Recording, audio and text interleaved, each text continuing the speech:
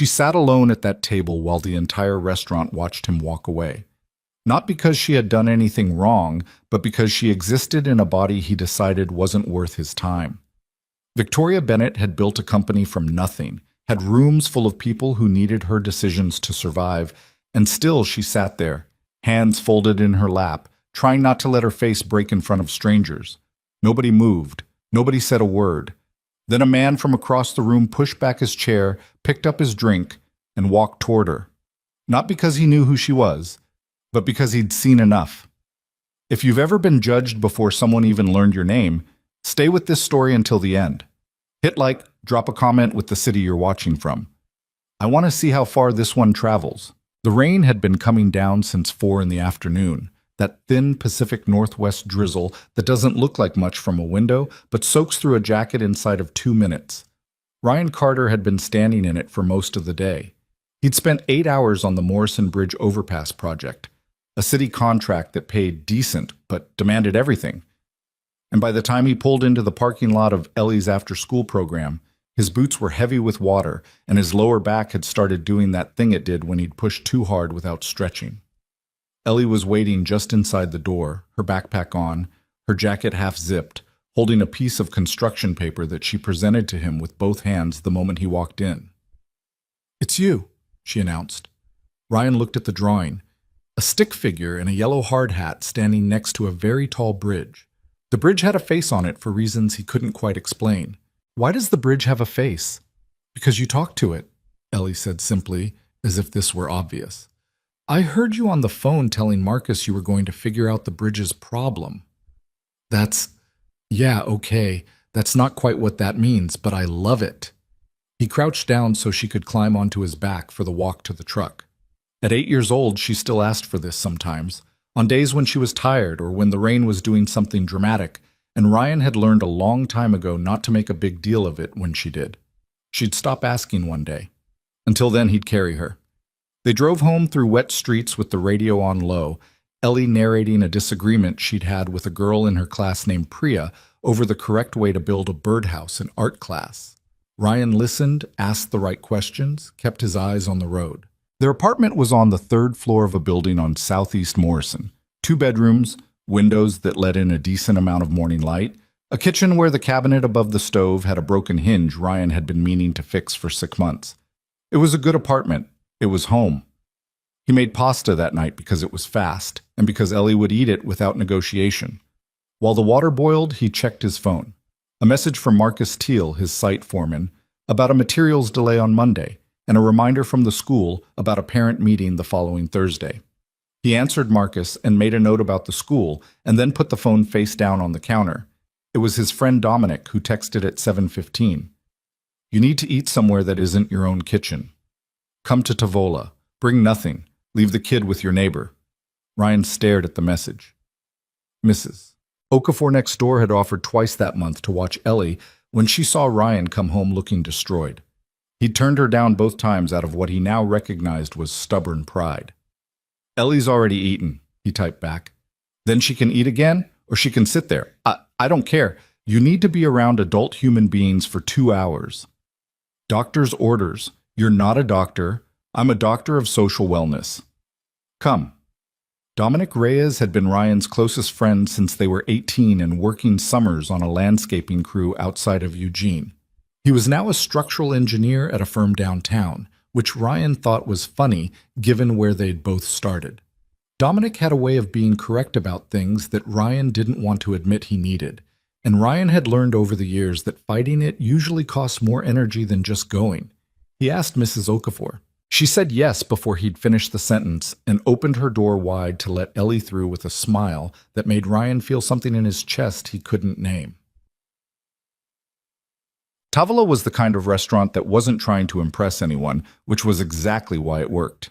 It had exposed brick walls and pendant lights that cast everything in warm amber, small tables pushed close together the way Italian places always seem to do, a chalkboard menu near the bar. It wasn't cheap, but it wasn't theatrical either. Dominic had a table near the back when Ryan arrived, already working through a glass of red wine and looking very pleased with himself. "You look like a wet dog," Dominic said. "I just walked 2 blocks in the rain." You always look like a wet dog a little bit, even when it's dry. He gestured at the chair across from him. Sit. I already ordered the bread. Ryan sat. He took off his jacket and hung it on the chair back and looked at the menu, even though Dominic would order for both of them anyway. He always did, and Ryan had long since stopped finding it annoying. It meant he didn't have to make a decision about one more thing, which on most evenings was a genuine relief. The restaurant was about three-quarters full. A birthday dinner at a long table near the window, a couple in their 60s eating in comfortable silence, two women leaning in over their food talking fast. Normal Friday evening. Ryan let some of the day's tension out through his shoulders and reached for the bread when it arrived. How's the bridge? Dominic asked. Complicated.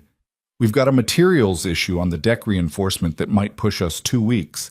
Marcus is working on a vendor alternative, but the specs are tight. That's your fault for taking a city contract. That's my fault for needing money to pay rent. Dominic laughed. They talked about the project for a while, about the city's habit of writing contracts with impossible tolerances and then being shocked when contractors had to improvise, about a mutual friend named Cal who had reportedly quit his job and moved to a boat in Astoria, which Dominic thought was insane and Ryan thought sounded quietly appealing. It was around 8 o'clock when Ryan noticed the couple at the table to his left. Not a couple, he realized immediately. A first meeting. Possibly a blind date. He could tell from the body language.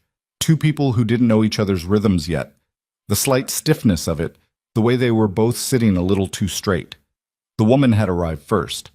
She was in her early 30s maybe, dark hair pulled back, wearing a dark green blouse that looked deliberate without being overdressed. She had a glass of water in front of her, and she'd been looking at the door for a few minutes before the man came in. The man was tall, late 30s, good haircut, the kind of easy confidence that sometimes came from actual substance and sometimes came from a lifetime of being good-looking and never having that tested. He came in shaking rain from his jacket. He found her table, looked at her, and Ryan watched something happen in his face. A calculation, quick and almost involuntary, the kind that people try to hide and rarely do. The man sat down. He said something. Ryan was too far away to hear what exactly, but he saw the woman's expression change. It didn't crumple. It went still instead, which was worse. The man said something else, shorter this time. Then he stood up. He was leaving. He'd been at the table for less than 90 seconds. He picked up the jacket he'd just draped over his chair, said one more thing that made the woman look down at the table, and walked out. The door swung shut behind him. Hey, Dominic said. You still with me? Did you see that? Ryan asked. Dominic turned. The woman was sitting alone now. She had both hands flat on the table, fingers pressed against the cloth like she was steadying herself, and she was not looking at anything.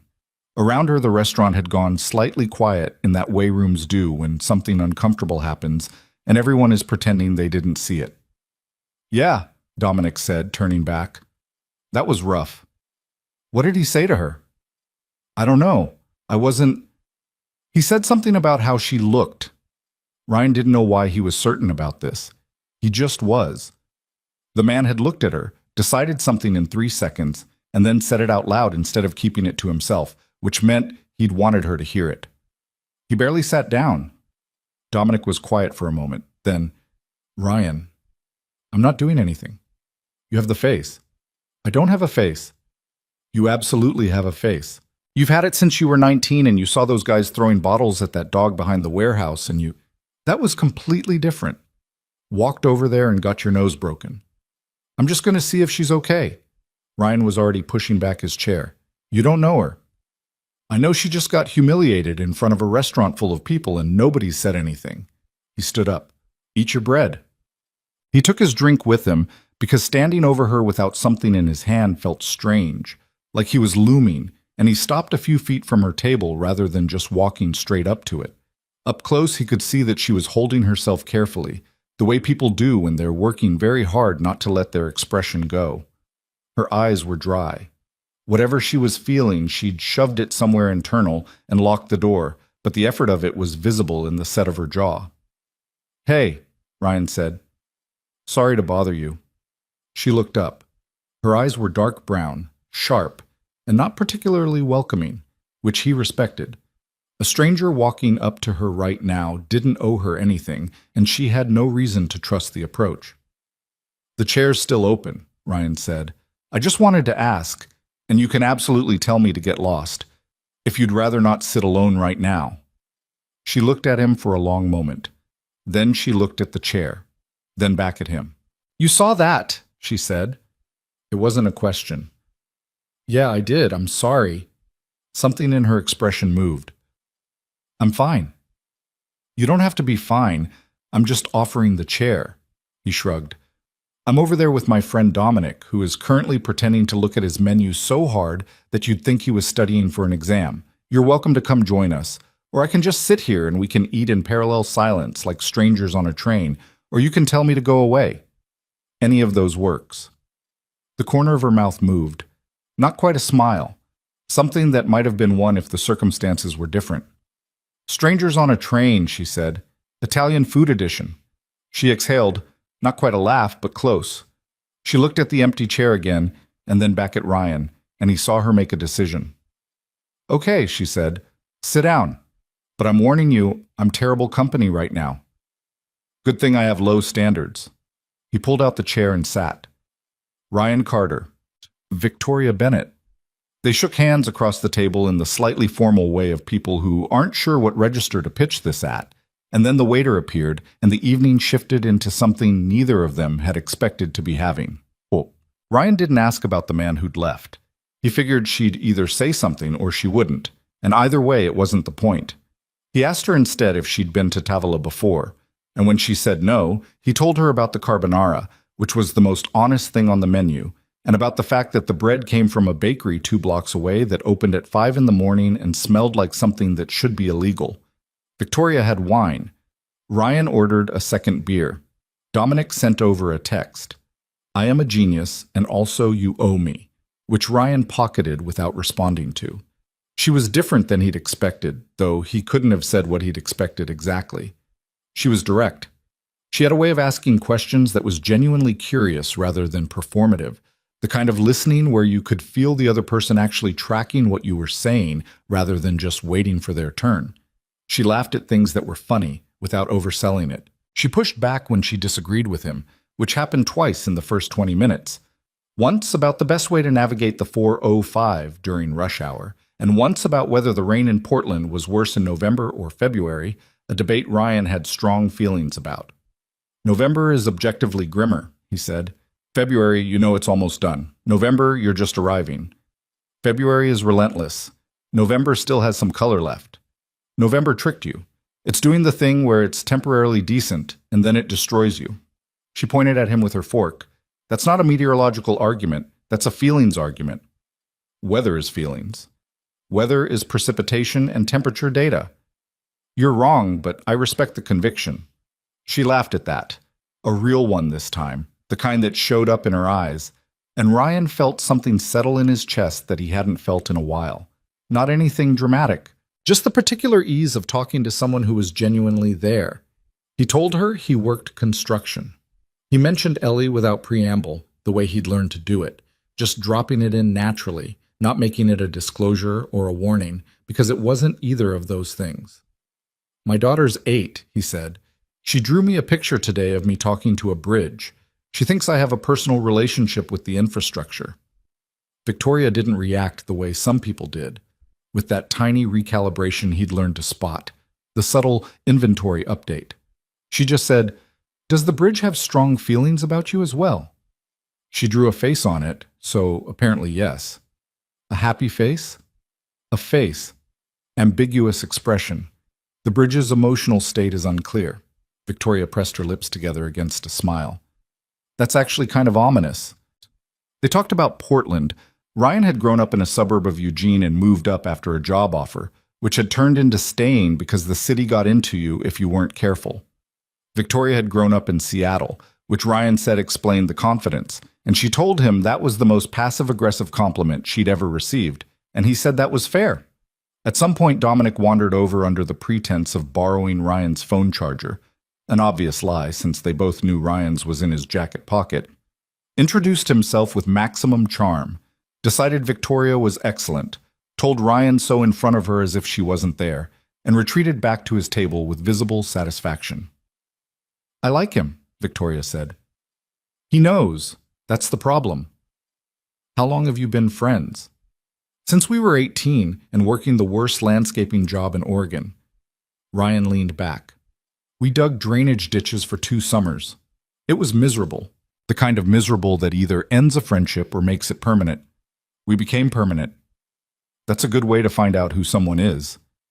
Shared suffering. He nodded. Nothing better. She was quiet for a moment, turning her wine glass by the stem. The restaurant had filled up a little more around them, the noise level rising to that comfortable dinner crowd hum that made conversations feel private even in public. He told me I was heavier than he expected, Victoria said. The man who left. That's what he said. Basically that he wasn't interested because of that. Ryan didn't say anything for a second. He let it land where it was. That's a garbage thing to say to someone. It's a garbage thing to think. Yeah, that too. I don't know why I'm telling you this. She frowned slightly, like she was annoyed at herself for bringing it up. I've heard worse. I know how to handle it. Handling it doesn't mean it doesn't hurt. She looked at him. There was something carefully guarded in her expression, like she was deciding whether to let that land or deflect it. No, she said finally. It doesn't. Ryan didn't push it further. He refilled her water glass from the carafe on the table because it was there, and her glass was low. And then the food arrived, and the conversation moved into other territory. Her take on the city's changing neighborhoods, which she had opinions about. A documentary about deep-sea creatures that Ellie had been obsessed with for 3 weeks. The philosophical question of whether carbonara was actually a breakfast food eaten at the wrong time of day. By 10 o'clock, the restaurant was thinning out. Ryan had been here for 3 hours and was aware that he needed to get back to Mrs. Okafor and Ellie, but he was also aware that he hadn't talked to anyone like this in... He genuinely couldn't calculate how long. Not in a way that made him feel like a person instead of just a function. I should probably go, Victoria said. She started reaching for the check. Ryan moved for it first. I've got it. You don't have to. I know. I want to. She looked at him with an expression he couldn't quite read, something between suspicious and touched, which he thought probably said something about the kinds of people she'd been around. He paid. They walked out together into the rain, which had softened to mist. On the sidewalk outside, Victoria turned up the collar of her jacket and looked at him with that particular look people have when a night has gone somewhere unexpected and they're still figuring out what to do with it. Thank you, she said, for, the chair. The chair was available. Still, she paused. You didn't have to do that. My daughter tells me the bridges have feelings, Ryan said. I figure it costs nothing to act like people do too. Victoria was quiet for a moment. Then, that's a genuinely good line. Don't tell Dominic. He'll claim he coached me. She laughed. The mist caught in her hair. She was going to turn and walk away. He could feel it, and he made a decision that surprised him slightly, even as he made it. I'd like to take you on an actual date, he said. Not whatever tonight was, which I'm counting as a win regardless, but a real one. Next weekend, if you want. She looked at him. He held still under the look, which required mild effort. You don't know much about me, she said. I know you're right about November and wrong about February, and you have opinions about carbonara, and you didn't fall apart when someone tried to make you feel small tonight, and you told a stranger the true thing instead of the easy thing. He shrugged. That's more than I know about most people I've met. Something shifted in her face. The guarded thing came down a notch. Saturday, she said. I'm free Saturday afternoon.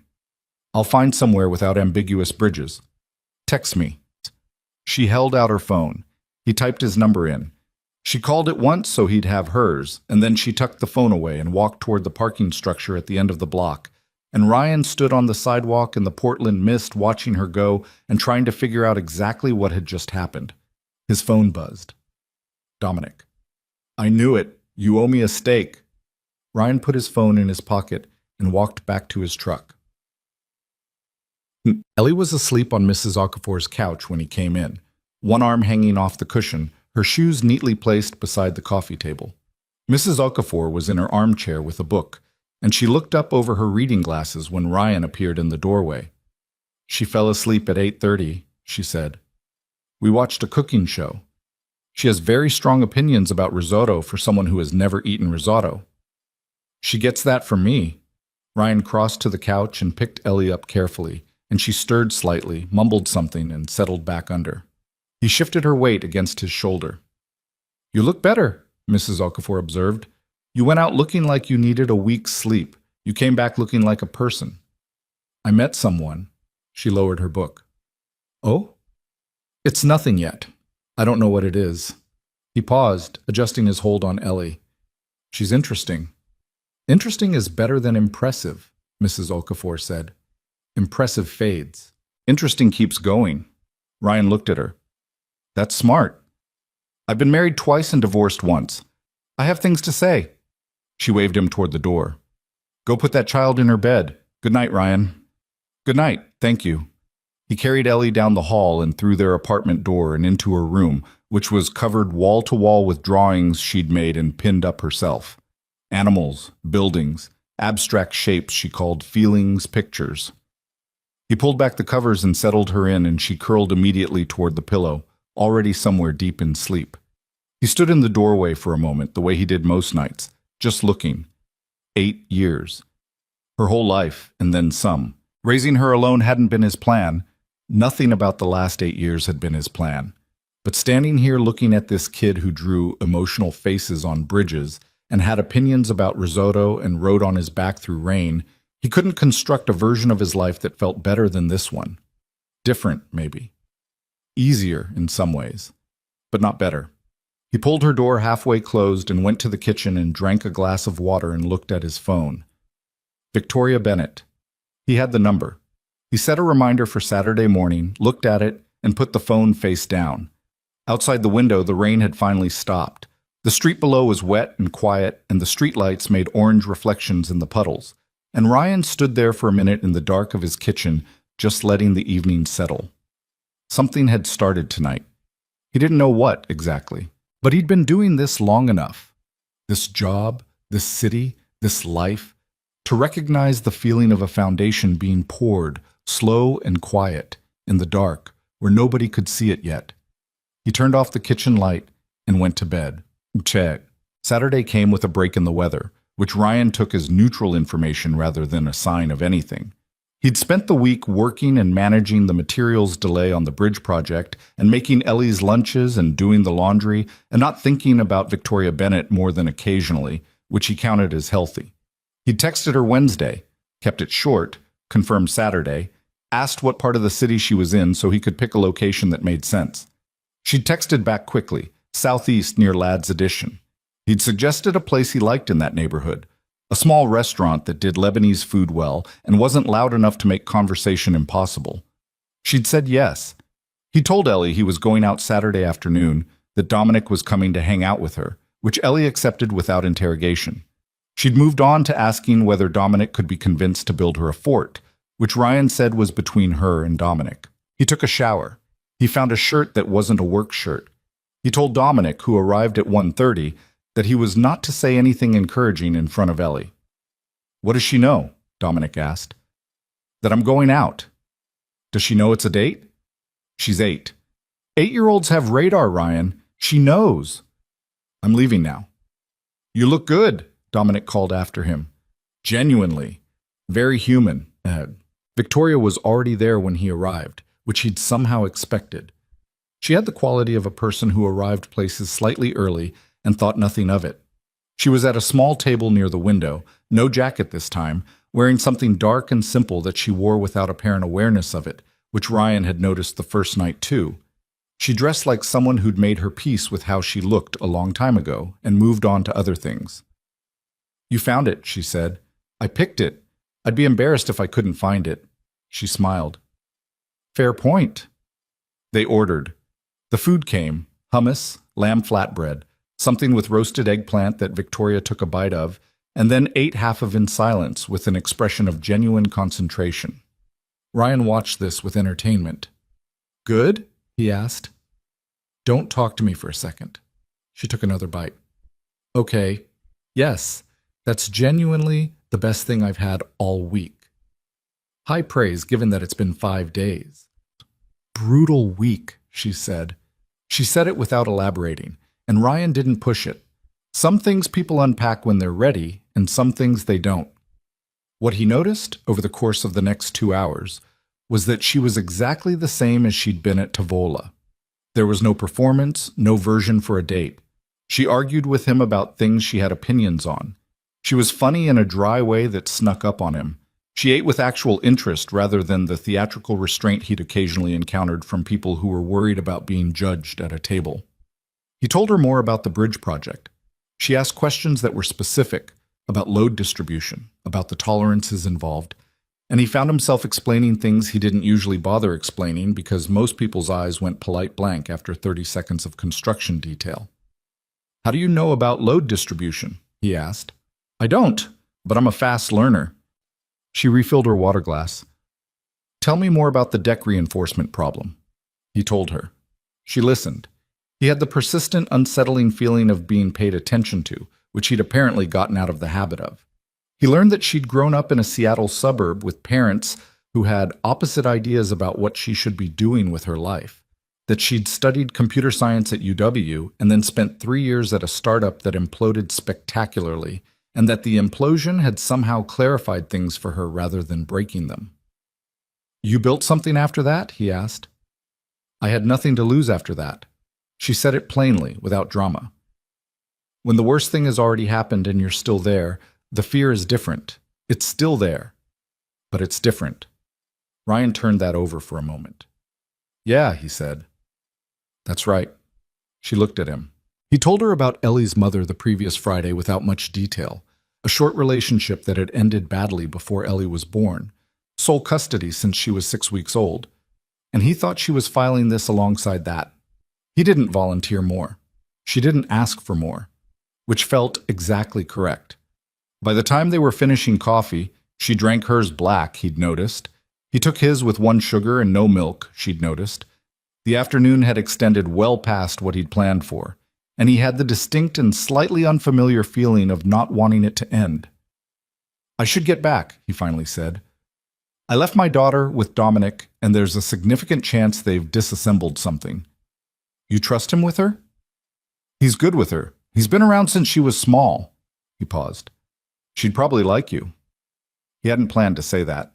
It came out with the straightforwardness of something true rather than something calculated, and he watched Victoria take it in. "Is that a thing you say?" she asked. "I don't usually say it, no." She held his gaze for a moment. Something careful in her expression. Something that wasn't quite closed but wasn't fully open either. A door held slightly ajar. "Then I'll take it seriously," she said. They split the check this time over mild protest from him and firm insistence from her, and walked out into the afternoon light, which had held all day. At her car, a dark blue sedan, practical, newer but not flashy, she turned to face him. "I'd like to do this again," she said. "Good." He smiled. "Because I would too." She drove away, and Ryan stood on the sidewalk in the afternoon light, hands in his pockets, and took one even breath. Then he walked to his truck and drove home, where he found Dominic and Ellie in the living room with every couch cushion stacked into a structure that Ellie explained was a mountain with living quarters, and Dominic explaining that it was architecturally sound. Ryan stood in the doorway and looked at the wreckage of his living room and felt, with a quiet and specific clarity, like something had finally shifted in the right direction. He had no idea what was coming. He had no way of knowing how much the world would want to weigh in on what he was starting with this woman. But standing there in his apartment with his daughter explaining the load-bearing principles of a couch cushion mountain, he thought that whatever came next, he'd built harder things than this. He took off his jacket and sat down on the floor and let Ellie explain the architecture. Outside, the clouds were already moving back in over Portland. But the afternoon had been good. Sometimes that was enough. 3 weeks after the Lebanese restaurant, Ryan had taken Victoria to a food cart pod in northeast Portland on a Tuesday evening because she'd mentioned offhand that she'd never been to one, which he'd found genuinely difficult to believe until she explained that she'd spent the last 4 years mostly eating at places where other people made the reservation. They'd eaten Thai food standing up at a picnic table with paper napkins and plastic forks, and Victoria had gotten sauce on her sleeve and sworn about it, and then laughed at herself. And Ryan had thought, there it is. There's the person underneath the composure. That was how it went, those first weeks. Small revelations that accumulated into something he couldn't look away from. She texted in full sentences, which he found funny. Everyone he knew used fragments and autocomplete, but Victoria's messages read like she'd actually considered them. Not formal, just deliberate. He started writing back the same way without thinking about it, and one evening Dominic looked over his shoulder at his phone and said, "Who are you texting in complete paragraphs?" And Ryan told him to mind his business. They saw each other twice that first week after the Lebanese place, then twice the following week, and somewhere in there the logistics of it shifted from coordinated plans to something more organic. She'd call on her way home from work just to talk, sometimes for 20 minutes, sometimes for an hour, and Ryan would be driving back from a site, or making dinner, or helping Ellie with homework while balancing the phone between his ear and shoulder. It wasn't dramatic. It was just the gradual integration of another person's presence into the daily noise of a life. He told Ellie he was seeing someone. He did it carefully, sitting at the kitchen table on a Sunday morning while she was eating cereal, not making it larger than it was. "Her name is Victoria," he said. "We've been spending some time together. I wanted you to know." Ellie turned her spoon in her bowl. "What does she do?" "She runs a company." "What kind?" "Tech, software stuff." Ellie considered this with the focused seriousness she brought to most things. "Does she like bridges?" "She's learning to." "Okay." Ellie went back to her cereal. Then, "Is she nice?" "Yeah, she is." "Good." She said it with the finality of someone closing a meeting agenda item, and that was the whole conversation, which Ryan thought was one of the better parenting outcomes he'd had in recent memory. He didn't push the introduction.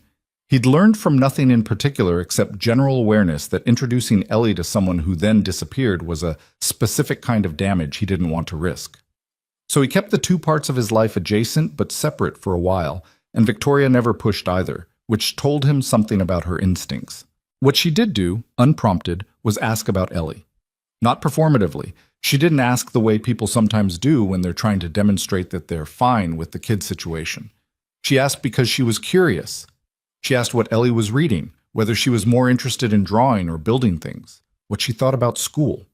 Ryan answered honestly, which meant acknowledging that Ellie was sharp in ways that sometimes outpaced what the school was offering, and that she had a stubborn streak that came directly from him, and that she still sometimes had nights where she asked questions about her mother that Ryan didn't know how to answer completely. "What do you tell her?" Victoria asked. They were on the phone, late on a Thursday, Ryan sitting on his small balcony with a beer while the city made its usual sounds below. "The true parts," he said, "that her mom was young and scared and made choices she thought were right at the time, that it wasn't about Ellie, that some people aren't ready for things even when they want to be." "Do you believe all of that?" Ryan was quiet for a second. "Most of it. The part about it not being about Ellie. That one I believe completely. The rest I've made my peace with." Victoria didn't respond right away. He could hear her somewhere in what he imagined was a quiet apartment, and he was aware that they'd been talking for almost an hour, and neither of them had suggested ending the call. "You're a good father," she said. Not as a compliment exactly. More like an observation she was committing to record. "I'm a father who's doing the best he can with what he knows," Ryan said. "That's what most of us are." "That's all anyone is," she said, and the way she said it suggested she'd thought about this in contexts beyond just parenting. He didn't ask, but he filed it. But it was into the 5th week when he found out. Dominic told him. Of course it was Dominic. They were at a bar near the Hawthorne Bridge on a Wednesday evening. Ryan had been working late on a revised schedule with Marcus and needed something that wasn't a construction trailer, and Dominic had appeared with the reliability of a person who monitored these things. And Dominic put his phone down on the bar with the screen facing up and said, "So, Victoria Bennett." Ryan looked at the phone. It was a news article. The headline, "Nexus Solutions CEO. Victoria Bennett leads Pacific Northwest tech expansion." He picked up the phone, scanned the article. Victoria Bennett, 30, founder and CEO of Nexus Solutions, a Portland-based enterprise software company with an estimated valuation north of $400 million. Named to Forbes's 30 Under 30 list 3 years running. Known for an aggressive but ethical business approach and for turning down multiple acquisition offers from larger firms. Ryan put the phone back down. "She didn't tell you," Dominic said. "No. How long have you been seeing her?" 5 weeks. Dominic picked up his beer, set it down, picked it up again. "Okay." "Okay, what?" "I'm just processing." "There's nothing to process." "Ryan, she's worth $400 million. I know what I am." "I'm not saying it like that. I'm saying it like, does she know what you are? Or does she think she's dating someone who, she knows I work construction. She knows I live on Southeast Morrison. She's been to the apartment. A brief visit 2 weeks prior to pick him up before they drove out to a winery in the Willamette Valley. Dominic didn't know about that one. She's seen how I live. Dominic turned his beer glass on the bar. And she just didn't mention the company. She didn't mention it. That's either a very good sign or a very weird sign. Ryan looked at the article again.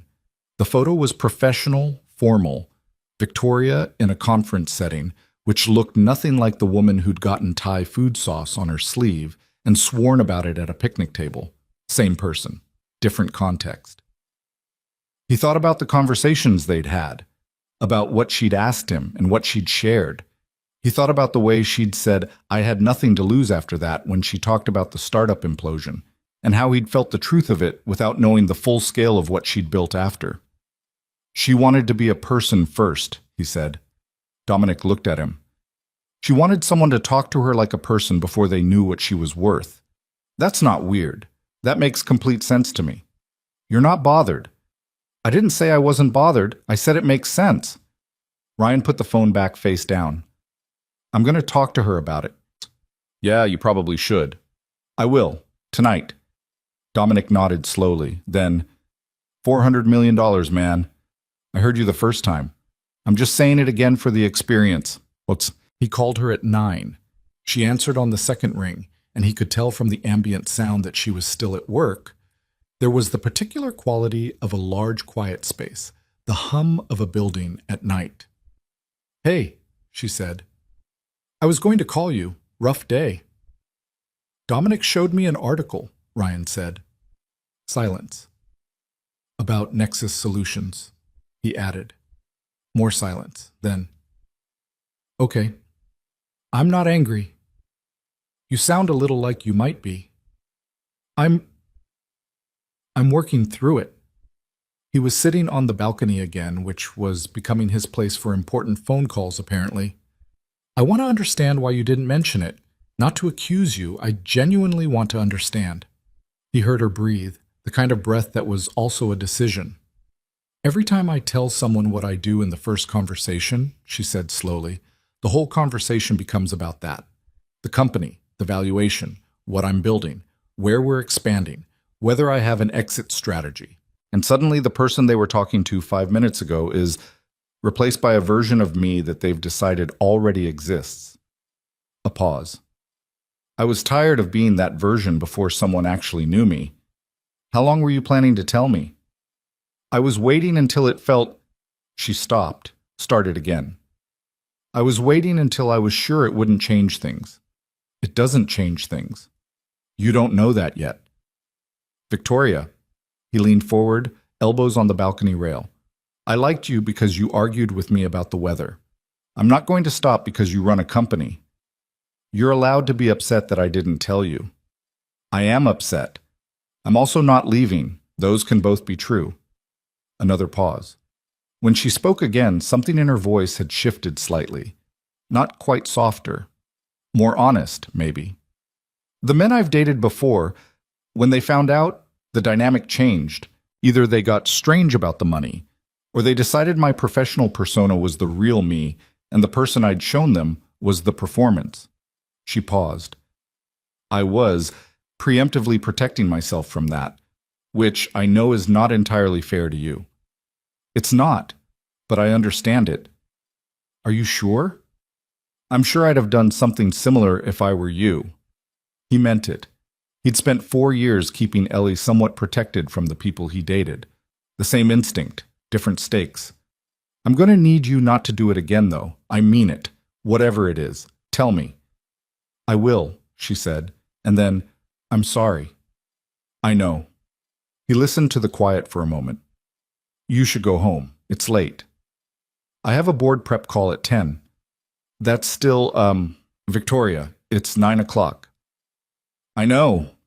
She didn't say anything else about it, which meant she was going to stay until the call was done and probably after. He decided not to push it. She'd find the edge of her own schedule eventually, and it wasn't his job to manage it. Call me when you're home, he said. She did, at 11:30, and they talked for another 40 minutes about nothing important.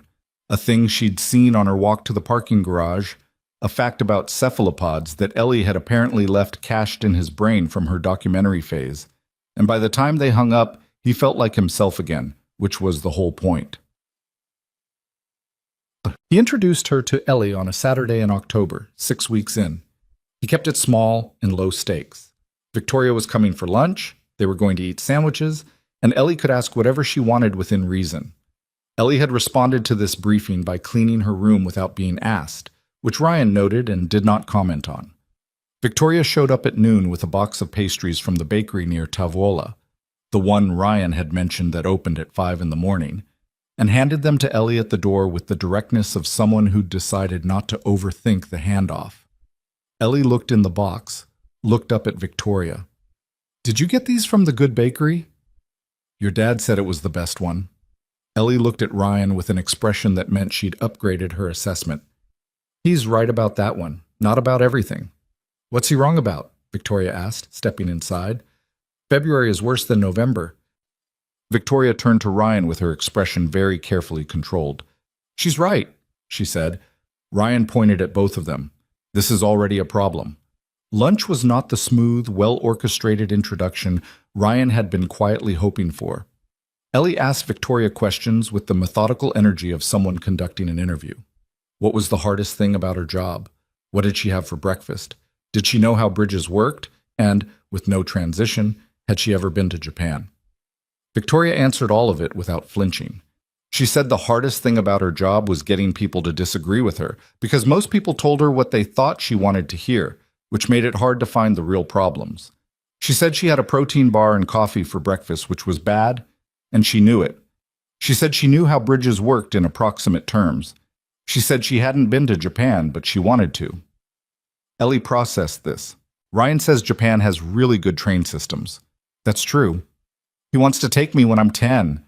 She looked at Ryan. You said 10. I said maybe 10. You said 10. Back to Victoria. He forgets things he says. I'm going to say this once, Ryan said. I'm being ganged up on. I want it noted. Victoria looked at Ellie. Noted, she said. For the record. Ellie grinned.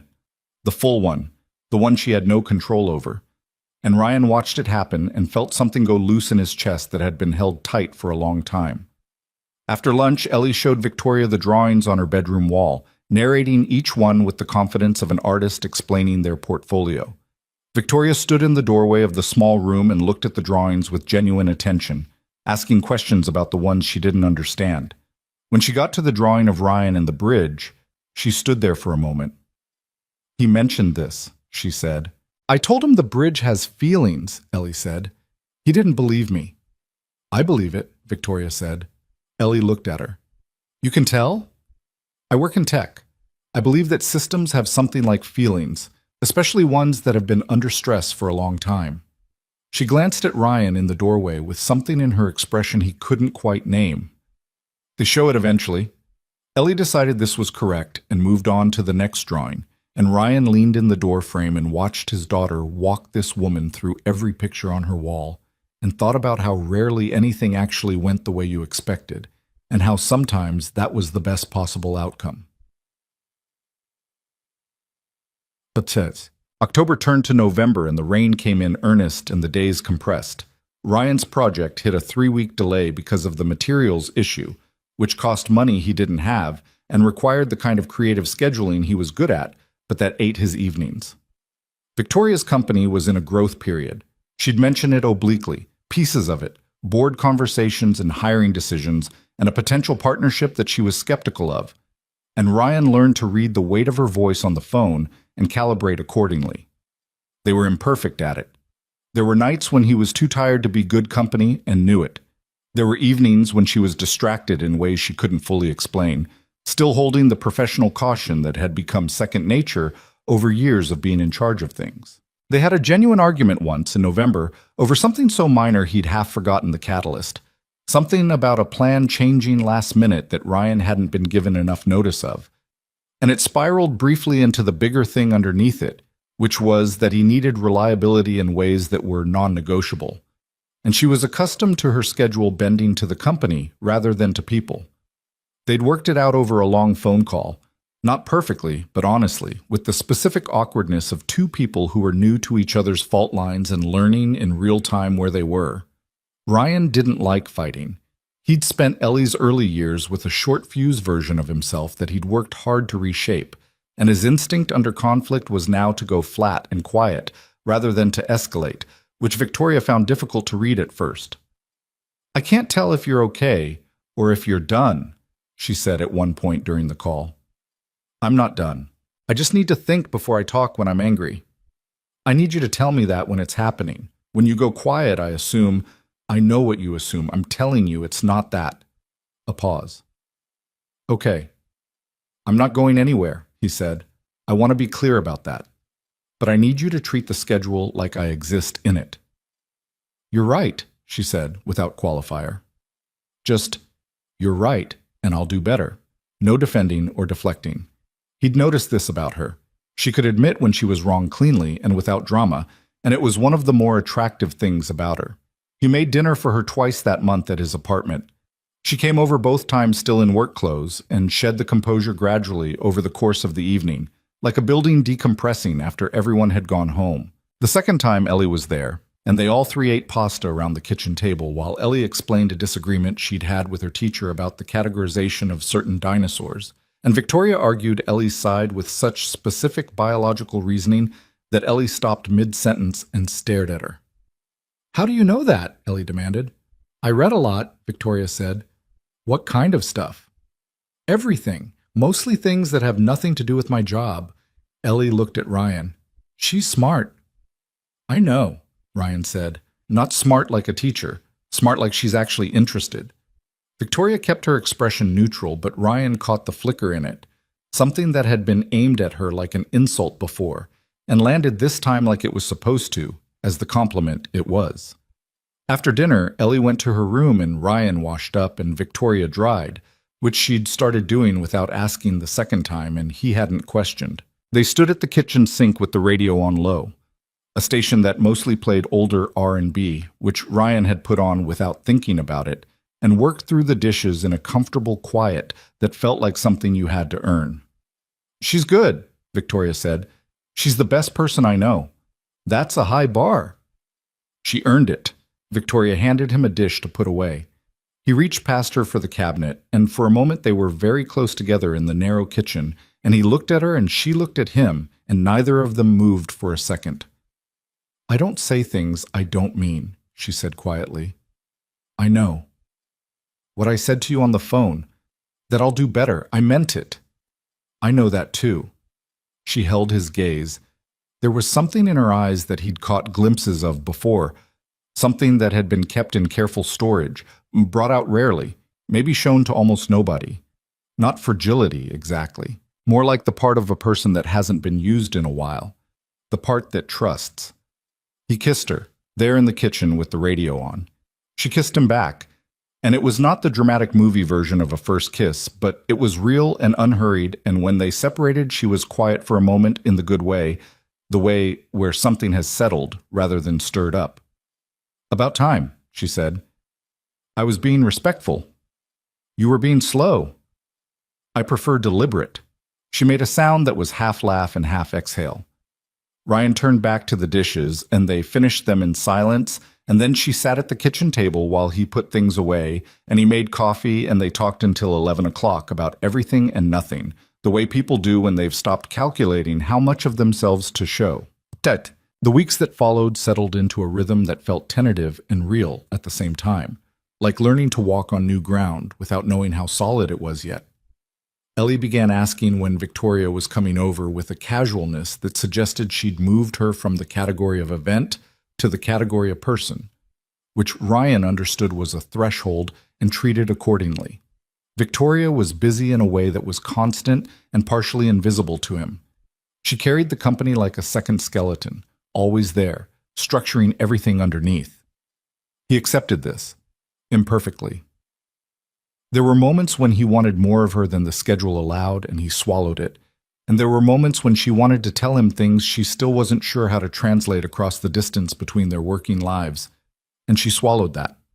They were both doing the labor of it, which was all you could ask. One evening in late November, she showed up at his door without calling first.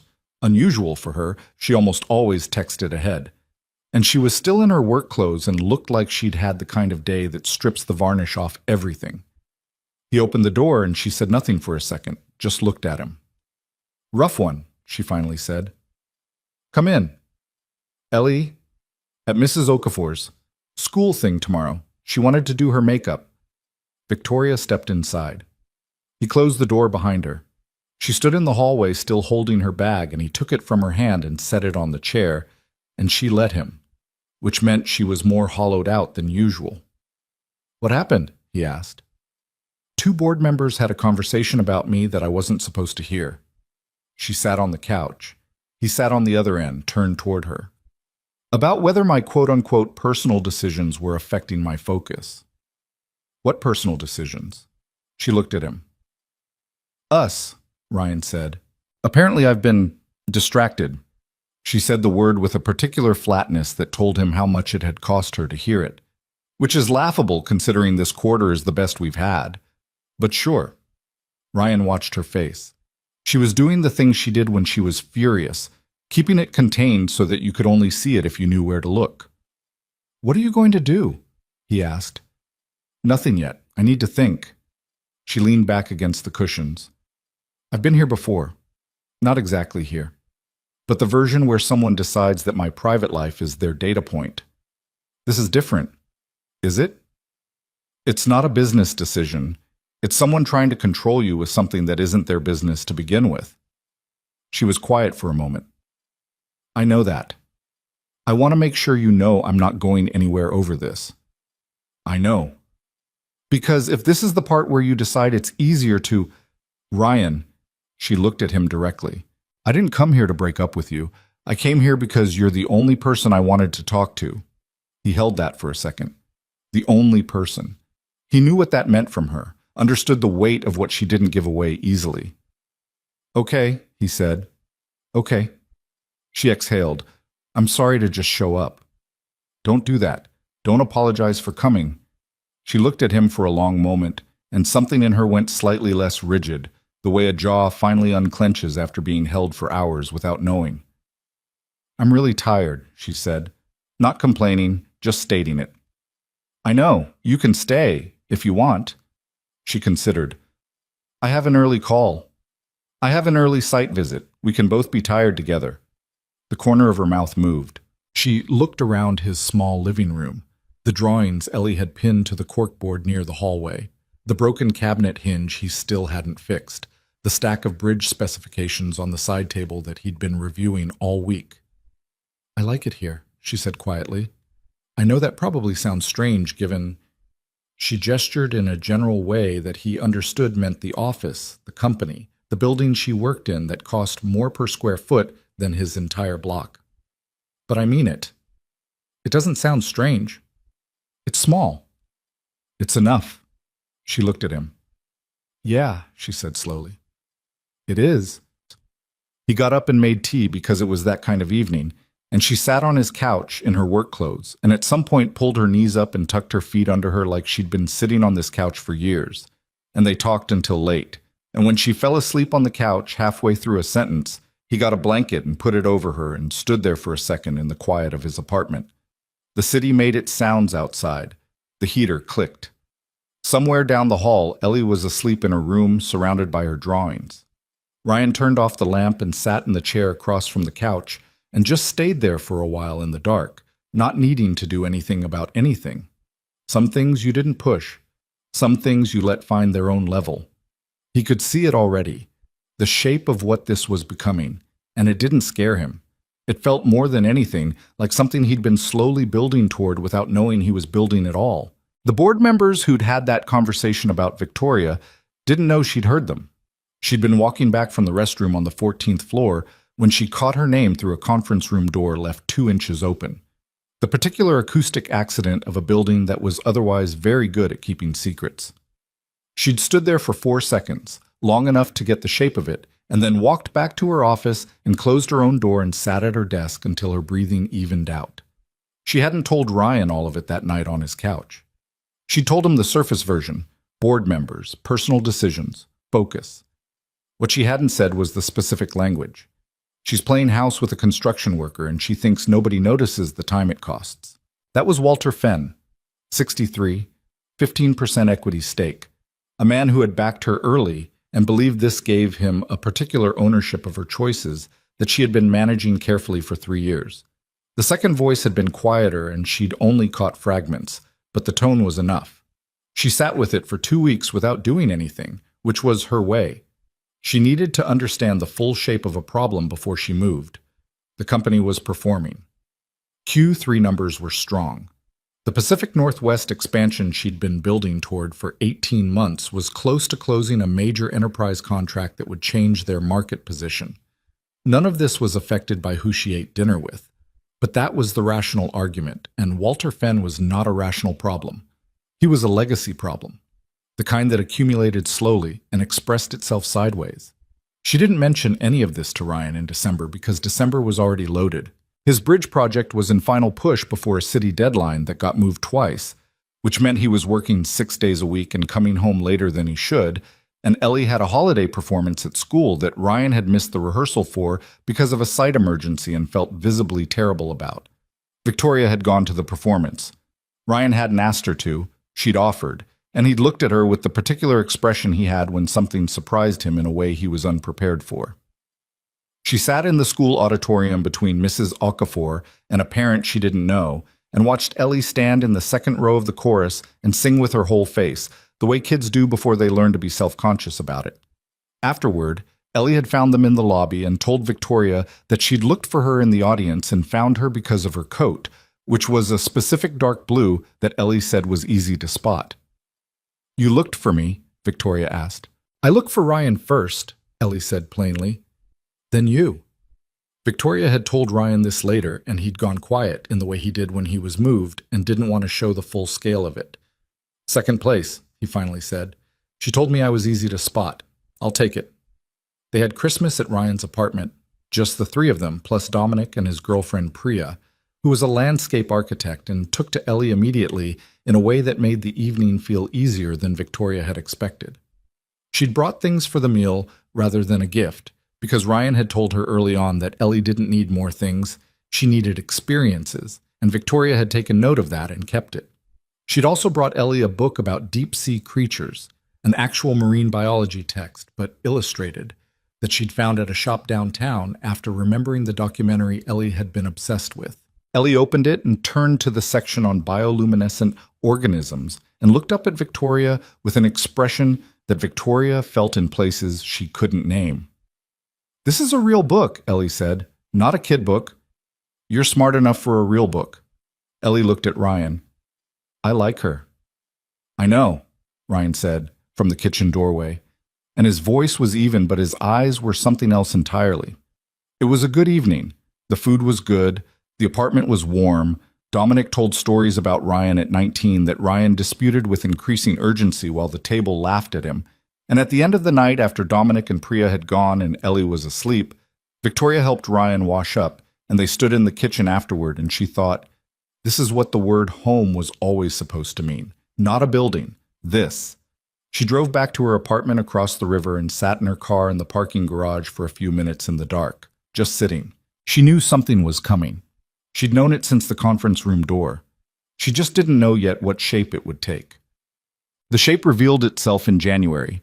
It started the way these things always start, with a small item, easy to miss, on a tech blog that had 200,000 subscribers. The headline was casual, almost gossipy. Nexus Solutions CEO's new relationship raises eyebrows among investors. The article was short, sourced to nobody by name, and said almost nothing specific, just that Victoria Bennett had been seen regularly with a man described as not from her professional world, and that some investors were monitoring the situation. Victoria read it at 6 in the morning on her phone before she got out of bed. She read it twice, put her phone down, and stared at the ceiling for a moment. Then she got up and made coffee and went to work. By the time she arrived at the office, the article had been picked up by 2 larger tech news sites.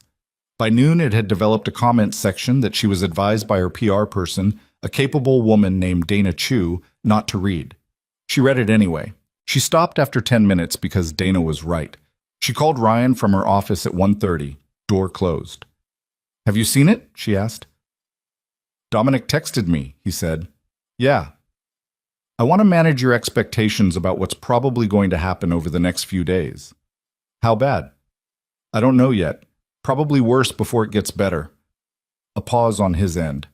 She could hear a sight sound behind him, machinery, wind. He was on the bridge project. "Are you okay?" "I'm functional." "That's not what I asked." She turned her chair toward the window.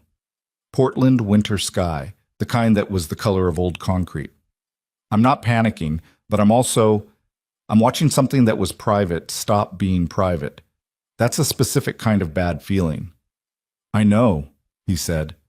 And he did know, she thought. He'd had his life under other people's assessment for different reasons. A single father, a blue-collar worker in a city that was gentrifying around him, and the specific irritation of being categorized by people who hadn't bothered to look properly was not foreign to him. "The thing that bothers me most," she said, "is the not from her professional world line, like the only world that counts is the professional one. I noticed that. It implies that someone from outside that world is, what? A liability? A lapse of judgment?" "Victoria," his voice was steady, "do you want to talk through the practical side of what to expect, or do you need to be angry for a minute first?" She stopped, then, "Angry first." "Okay, go." She went. Not loudly, she kept her voice even because the office had glass walls.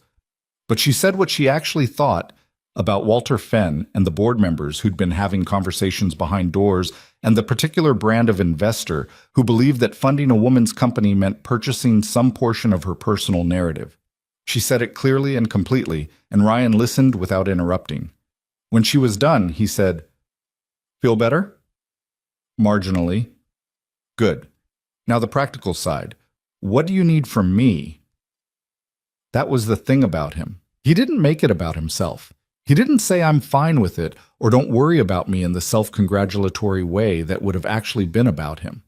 He just asked what she needed. "I need you to be prepared for the possibility that your name is going to be in some things you won't enjoy," she said. "And I need you to tell me honestly if it becomes a problem for you." "It won't. Ryan, I'm a grown man with a job and a daughter.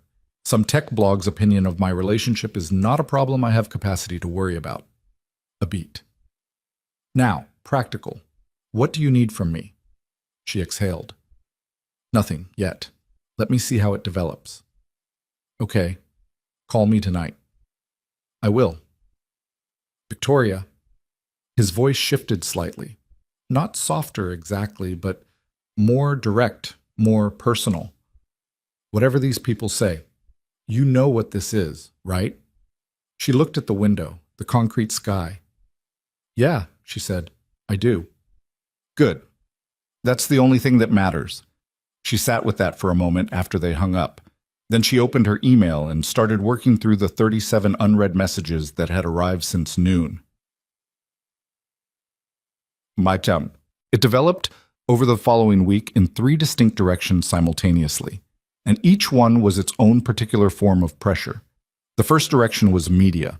3 more pieces ran that week, each one more specific than the last. By Thursday, someone had gotten a photograph, a long lens shot taken outside the Lebanese restaurant from their second date months ago.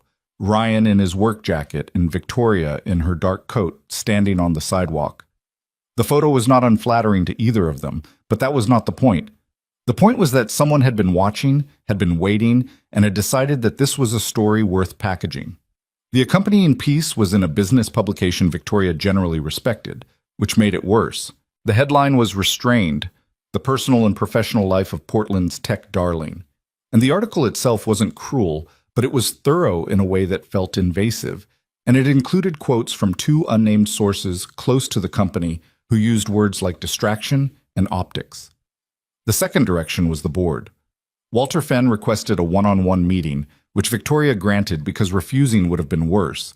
He came to her office on a Wednesday with the careful pleasantness of someone who wanted her to feel that this was collegial.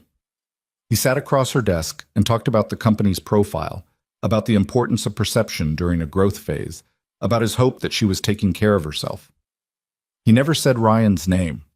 He never said anything specific enough to be contested. This was the thing he was good at, the conversation that communicated exactly what he meant while remaining technically about nothing. Victoria listened to the whole thing. When he was done, she said, "Thank you for your concern, Walter. The quarter is strong, the expansion contract is on track, and my focus is exactly where it needs to be. Was there anything specific about company performance you wanted to discuss?" He'd smiled, said no, just checking in. Left. She sat at her desk for 5 minutes after he was gone and breathed. The third direction was the one she hadn't anticipated. His name was Caleb Marsh, and he was the man who had left her at Tavola 4 months ago. She saw it first as a comment on one of the news articles. A verified account, a man with a professional headshot, writing something that managed to be simultaneously self-serving and designed to look remorseful. "I had the chance to know Victoria Bennett, and I made a mistake I regret. She's an extraordinary person." The comment had been liked 300 times by the time she saw it. 2 journalists had already screenshotted it. Then came the direct message on LinkedIn. "Victoria, I've been following the coverage and I feel terrible about how I treated you. I was wrong and I know that now. I'd like to talk if you're open to it. Caleb." She read it once. She closed LinkedIn. She called Dana Chu and told her to watch for Caleb Marsh's name and flag anything that came through from him or about him. "Who is he?" Dana asked. "Someone who made a calculation," Victoria said, "and now he's recalculating." She didn't tell Ryan about the LinkedIn message that night. She didn't tell him the next night either. She told herself she was managing the timeline, waiting until she understood the full picture. What was more honest was that some part of her didn't want to bring Caleb Marsh into the space that she and Ryan occupied, didn't want that man's name in those conversations. She told him on a Saturday, at his apartment. They were on the couch after dinner, Ellie asleep, the television on low. She picked up her phone and showed him the LinkedIn message without preamble. Ryan read it. His expression didn't change much. He set the phone down on the cushion between them. "When did you get this?" he asked. 4 days ago? His jaw moved slightly. "You've been sitting on it for 4 days. I wanted to think about how to handle it. You could have thought out loud with me." "I know, I didn't." She held his gaze. "I'm sorry." He looked at the phone for a moment. "What does he want?" He saw the coverage. He saw that I have a company worth $400 million and that I'm someone people are paying attention to. He made a mistake and now he wants to revise it. She said it flatly, without emotion, because the emotion would have been contempt and she'd already spent it. "He doesn't want me. He wants the version of me that appeared in the articles." "What are you going to do?" "Nothing. I'm not responding." Ryan nodded slowly. He looked like he was working through something, and she let him work through it. "I need you to not sit on things like this," he said finally. "I told you before. I meant it. I know. This is exactly the kind of thing I can handle it, Victoria. I'm not going to fall apart because some guy sent you a message, but I need to know." "You're right. I feel like I keep asking you to loop me in, and you keep almost doing it." She took a breath. "I know. I've been managing things by myself for a long time. The habit of it is deep." "I get that." His voice was even, not angry. "I do. But you're not by yourself right now." She looked at him.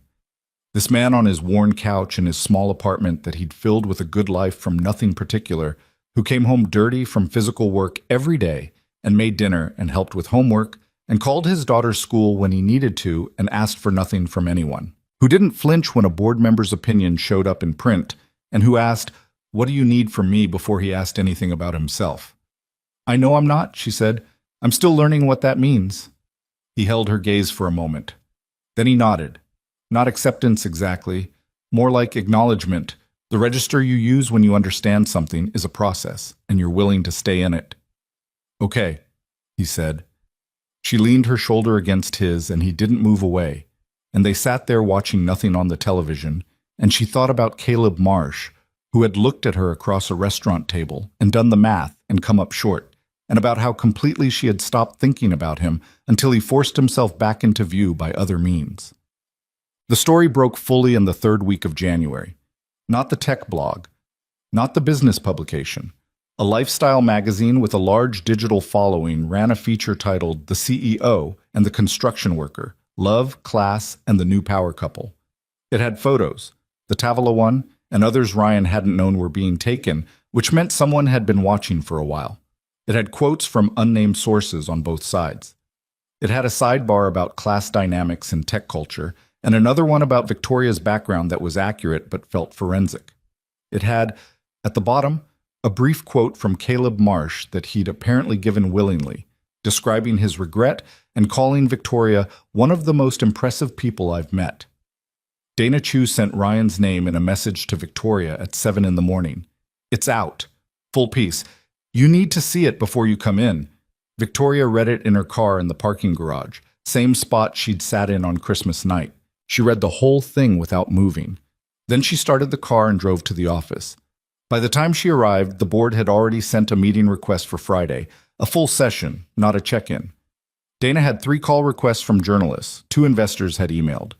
Her assistant, a young man named James, who had worked for her for 2 years and was unshakable, handed her a coffee and her schedule and said nothing about any of it, which she appreciated deeply. The comments online were where the real picture was. Half of them were supportive. People who found something in the story that resonated, who responded to the class element or the personal element, or simply to the fact that she'd met someone while sitting alone at a table after being humiliated. She hadn't told anyone that part, but apparently someone had, or someone had inferred it, because it was in the article in vague terms. And those were the comments that stuck with her in ways she hadn't expected. She deserves someone who stayed. This is what self-respect looks like. Good for her. The other half were ugly in the way comment sections always had the capacity to be ugly, and she stopped reading those after 90 seconds. She called Ryan at 8:30. "I've seen it," he said before she could speak. He was clearly outside. She could hear the sight sounds, the particular wind off the Willamette. Dominic called. Of course he did. "Are you okay?" "I'm in problem-solving mode right now. Ask me again tonight." "Okay." A pause. "Victoria, the part about how we met, is that in the article?" "A version of it." Silence for a moment. "Is that okay with you?" She thought about it, sitting at that table, the chair, the way the restaurant had gone slightly quiet. "The true version would be okay with me," she said. "The version in the article is impressionistic." "Do you want me to do anything?" "Nothing. Don't comment on anything. Don't respond to anything. Just go to work." "That I can do." He paused again. I want to say this clearly. I'm not embarrassed by this. I don't care what the article says about the difference between our lives. The only thing I care about is whether this is hurting you." She sat with that for a second. "It's not hurting me," she said. "It's making me tired." "Yeah, that makes sense. The board wants a meeting Friday." "About us." "About optics." She said the word the way she would say something that tasted wrong. "They want to discuss optics during our best quarter in 3 years. Ryan's voice was quiet and steady. "What are you going to say?" "I don't know yet. I'm thinking. You'll figure it out. You don't know that. I know that you've built a $400 million company from a startup implosion. I think you can manage a board meeting." She almost smiled. Not quite. "You're annoying when you're rational. It's a gift."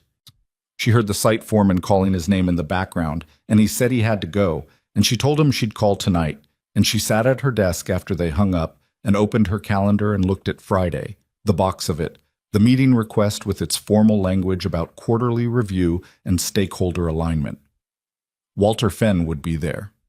The two board members whose voices she'd heard through the conference room door would be there. There would be the particular atmosphere of people who wanted to say something specific and had organized the procedural architecture around it very carefully.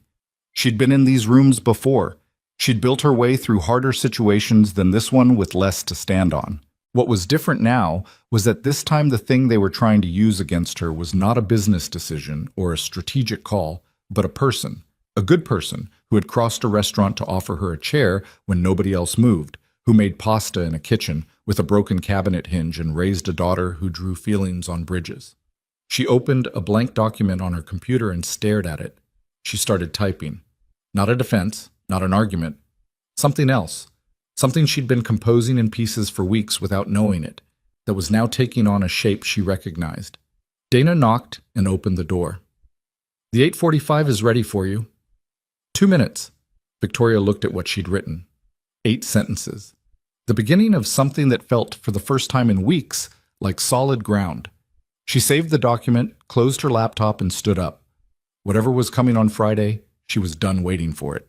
Quote, Thursday evening, Ryan came to her apartment for the first time. She'd always gone to his, partly logistics, partly because his place was where Ellie was, partly because she'd been slow to let him into all of the corners of her life. But Thursday evening, she asked him to come to her, and he arrived at 7 with takeout containers from a Thai place and looked around her apartment with the unhurried interest of someone taking inventory. It was a good apartment, large, clean-lined, the kind of space that a certain income level made available. The Willamette visible from the living room windows, high ceilings, a kitchen that was fully equipped and rarely used. She watched him look at it without any visible judgment, just looking. It's very you, he said. Meaning what? Organized, functional, nice light. He set the food on her kitchen island. Where are your takeout plates? Second cabinet on the left. He found them. She watched him move through her kitchen with the ease of someone who was comfortable in kitchens generally, and something in her relaxed that she hadn't known was tight. They ate at her kitchen counter because her dining table had her open laptop and 3 file folders on it, which was its usual state. Ryan looked at the folders. Board prep? He asked. I've been writing something for tomorrow. Can I read it? She was quiet for a moment. Then she went to the table, picked up the folder with her printed notes, and handed it to him. He set down his chopsticks and read it. She watched his face while he did, ate a piece of tofu, watched his eyes move through the pages. He finished, set the folder down, was quiet for a moment. This isn't a defense, he said. No. You're not defending the relationship. You're going on offense about what they're doing. I'm naming it, she said, what they're actually doing, which is applying a standard to my private life that they don't apply to anyone else in that room, and have never applied to anyone else in the history of the company. And the reason they're applying it to me specifically is because I'm a woman who runs a successful company while also having a body they have opinions about. And when someone who doesn't fit their idea of an appropriate partner found me worth knowing, that made them uncomfortable. Ryan looked at her. You're going to say all of that in the meeting. I'm going to say it once, clearly, and then I'm going to move to the quarter numbers and the expansion contract, and I'm going to make it very difficult for anyone in that room to explain why we're talking about anything other than those numbers. He picked up the folder again and looked at one section.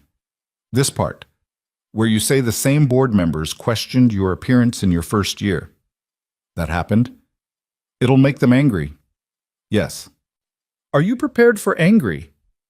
I've been prepared for angry for my entire career. She said it without drama. Every room I've ever walked into where I wasn't expected, someone in it was angry about my presence before I opened my mouth. I know what to do with angry. Ryan looked at her for a long moment. There was something in his expression she'd seen before, but not this fully. Not admiration exactly. Something more grounded. Recognition.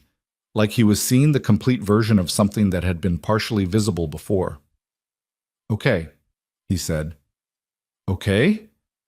I was going to say be careful, he said, but you don't need me to say that. You've already thought through everything I would say. I thought through it, and I'm doing it anyway. That's different from not having thought it through. She picked up her chopsticks. Dominic said something similar about you once, that you think through the risk and then you go anyway. He talks too much. He's right about you. Ryan turned back to his food. The city lights were coming on outside the windows. After a while, he reached over and put his hand over hers on the counter, not romantically, just the particular placement of a hand that means I'm here, and she turned hers over without thinking, and they sat like that for a while eating Thai food at her kitchen counter while Portland went dark outside the windows.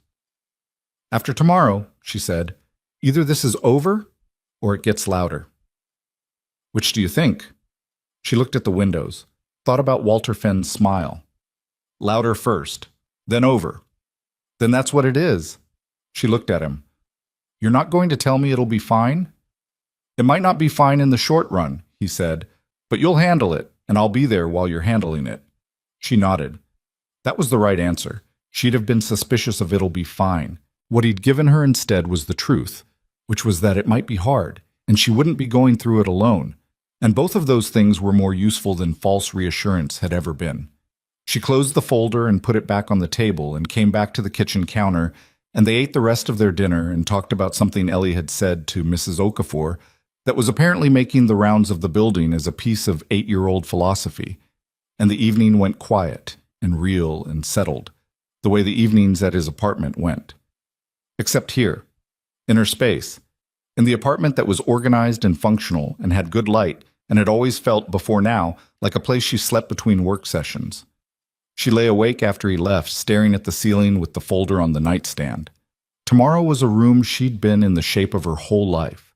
Tomorrow was people who had decided what she was and were going to defend that decision. She'd built the company from nothing. She'd done it without asking for permission and without making herself smaller and without becoming the version of herself that rooms full of people kept designing for her. She was not going to stop now. She turned off the light.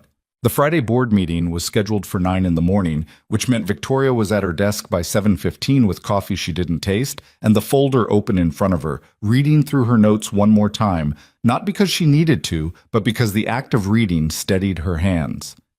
James came in at 7:45 and set a second coffee on her desk without being asked.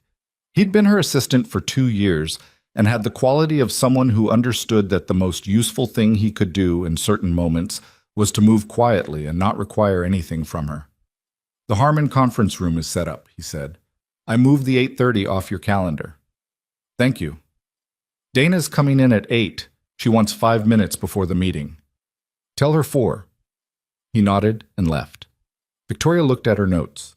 8 pages of dense but organized thinking, the kind of document you created not to read from, but to prove to yourself that you'd thought it through completely. She'd been in adversarial rooms before, funding pitches where she was the youngest person and the only woman, acquisition conversations where the other side assumed she'd eventually take the offer if they were patient enough, regulatory meetings where the city wanted things from the company that the company couldn't give without compromising what it was. Each time the same preparation. Know the room, know the argument, know the point where you stop defending and go forward instead. The difference today was that the attack was personal in a way the others hadn't been. Every other adversarial room had been about the company's decisions. This one was about hers. Dana arrived at 8 with the brisk energy she carried everywhere, a leather notebook under her arm, and the look of someone who had already read everything that had published overnight and organized it into action items. Caleb Marsh gave another quote, Dana said, sitting across from Victoria without preamble. This time to the Portland Business Journal. Same general tone. He made a mistake. He wishes her well. He's doing a slow media rehabilitation at her expense. I know. Do you want me to respond to it? Silence is its own response. If we engage with him, we make him relevant. Agreed. Dana flipped open her notebook. The magazine piece has been shared 40,000 times as of this morning. Comments are running about 60-40 in your favor. 2 of your major enterprise clients sent emails, both supportive for what it's worth. The expansion contract partner Carson Group has not said anything publicly. They won't. Ian Carson is too professional to comment on media coverage. The board composition today is Fenn, Hargrove, Lim, Park, and Whitmore. Whitmore emailed me last night off the record. Victoria looked up. Saying what? That she doesn't agree with why this meeting was called. She'll be in the room, but she wanted you to know. Patricia Whitmore was 61, a former COO of a mid-sized logistics company, and had joined the board 18 months ago. Victoria had always found her to be the clearest thinker in the room. The fact that she'd reached out was meaningful. Good, Victoria said. That's good. Are you going to use the notes in there? Dana nodded toward the folder. Not directly. I know what I'm going to say. Dana looked at her for a moment with the frank assessment she kept mostly hidden behind her professional composure. How are you? Victoria folded her hands on the desk. Ready? That's not the same thing. No, Victoria said. It isn't, but it's what I have. Gautam. The Harmon conference room was the largest on the 14th floor, the one with floor-to-ceiling windows on the north side, and the long table that Victoria had always thought was slightly too large for the room, designed to impress rather than to facilitate. The board members arrived over a span of 15 minutes, the quiet accumulation of people who were aware that something significant was happening and were calibrating their expressions accordingly. Walter Fenn arrived last, which was not accidental. He sat at the far end of the table with his customary pleasantness and looked at Victoria with the expression she'd learned to recognize over 3 years, the one that communicated, with no specific language to contest, that he was doing this for her own good. David Hargrove was to Fenn's left, a man who had never said anything directly hostile to Victoria, but whose silences contained multitudes. Michelle Lim, their tech sector advisor, sat with her laptop open and her expression neutral. James Park, their newest board member and the one with the smallest equity stake, looked slightly uncomfortable in the way of someone who hadn't been in this kind of room before and wasn't sure of the rules. Patricia Whitmore sat to Victoria's right and opened her notebook without making eye contact with anyone. Victoria let them settle. She did not open the folder in front of her. Fenn began in the register she'd expected, measured, collegial, framed as concern. He spoke about the company's visibility, about the growth phase, about stakeholder confidence during expansion periods. He referenced the media coverage without naming it directly. He used the word perception 4 times in 6 minutes, which Victoria counted. When he finished, there was a brief silence, and Hargrove said, "The Carson Group contract is our highest priority this quarter. We want to make sure nothing is distracting from that execution." Victoria looked at him. "The Carson contract is on track. We close in 3 weeks. The distraction, as far as I can identify it, is this meeting." Hargrove blinked slightly. Fenn's pleasant expression held. "Victoria," Fenn said, "no one is questioning your professional performance. Then I'd like to understand what we're doing here," she said. She kept her voice even, not aggressive, simply direct, the way you speak when you're done with the preamble. "Because the meeting request referenced stakeholder alignment and quarterly review, and we've spent the last 7 minutes talking about media coverage of my personal life. So let's be clear about what the actual agenda is." Fenn's expression shifted a fraction. "We're concerned about the company's public image at a critical—" "I heard a conversation," Victoria said. The room went still. She hadn't planned to open with it. She'd planned to build to it. But she was looking at Fenn's carefully managed expression and Hargrove's blinking discomfort, and something in her decided that the building was unnecessary. She'd already done the work. The foundation was there. 3 months ago, she said, on this floor. I was walking back from the east stairwell and a conference room door was open. I heard 2 voices. I heard the words playing house and construction worker, and time it costs. She looked at Fenn directly. I recognized both voices. The silence was a different quality now. Whitmore's pen was still. Park was looking at the table. Lim had closed her laptop. Fenn said, "Victoria, that conversation was—" "I'm not finished." She said it quietly. No edge, just the flat certainty of someone who has decided they're going to speak completely. I've been managing this company for 6 years. I took it from a failed startup's wreckage to $400 million in valuation. I have done this while navigating rooms full of people who had opinions about how I looked, about my age, about the fact that I don't have the background most people in my position have. I have been professional about all of it. I have been patient. I have been, she paused, choosing the next word deliberately, accommodating. Nobody spoke. What I will not accommodate, she continued, is a board meeting called to address the fact that I'm in a relationship with someone who builds bridges for a living.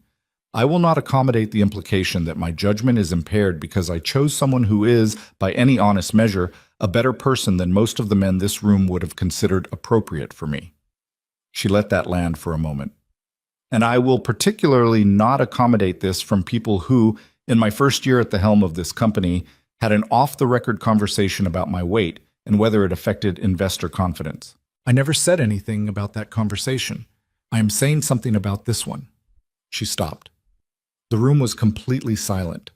Whitmore was looking at her with an expression that was carefully composed but contained, somewhere behind the composure, something that looked like relief. Fenn said, carefully, "No one is suggesting your personal choices are Walter." She said his name with the particular patience of someone setting down a heavy thing for the last time. "I know what's being suggested. You know what's being suggested. Everyone in this room knows what's being suggested. What I'm telling you is that I'm not going to participate in the suggestion anymore." She looked around the table. "The expansion contract closes in 3 weeks. Q1 projections are the strongest in company history. Our employee retention rate is the highest it's ever been. If any of you have concerns about those numbers, I am here to discuss them. If the concern is who I'm spending my evenings with, then we have a different kind of problem, and it isn't mine." She opened the folder in front of her and turned to the Q1 summary she'd had James print that morning, and she set it on the table. "I'd like to move to the quarterly numbers," she said. "Page 1. The meeting lasted another 40 minutes. Fenn said very little after that. Hargrove asked 2 questions about the Carson timeline that were genuine questions, operational, and Victoria answered them with specifics. Lim asked about the expansion's technical infrastructure.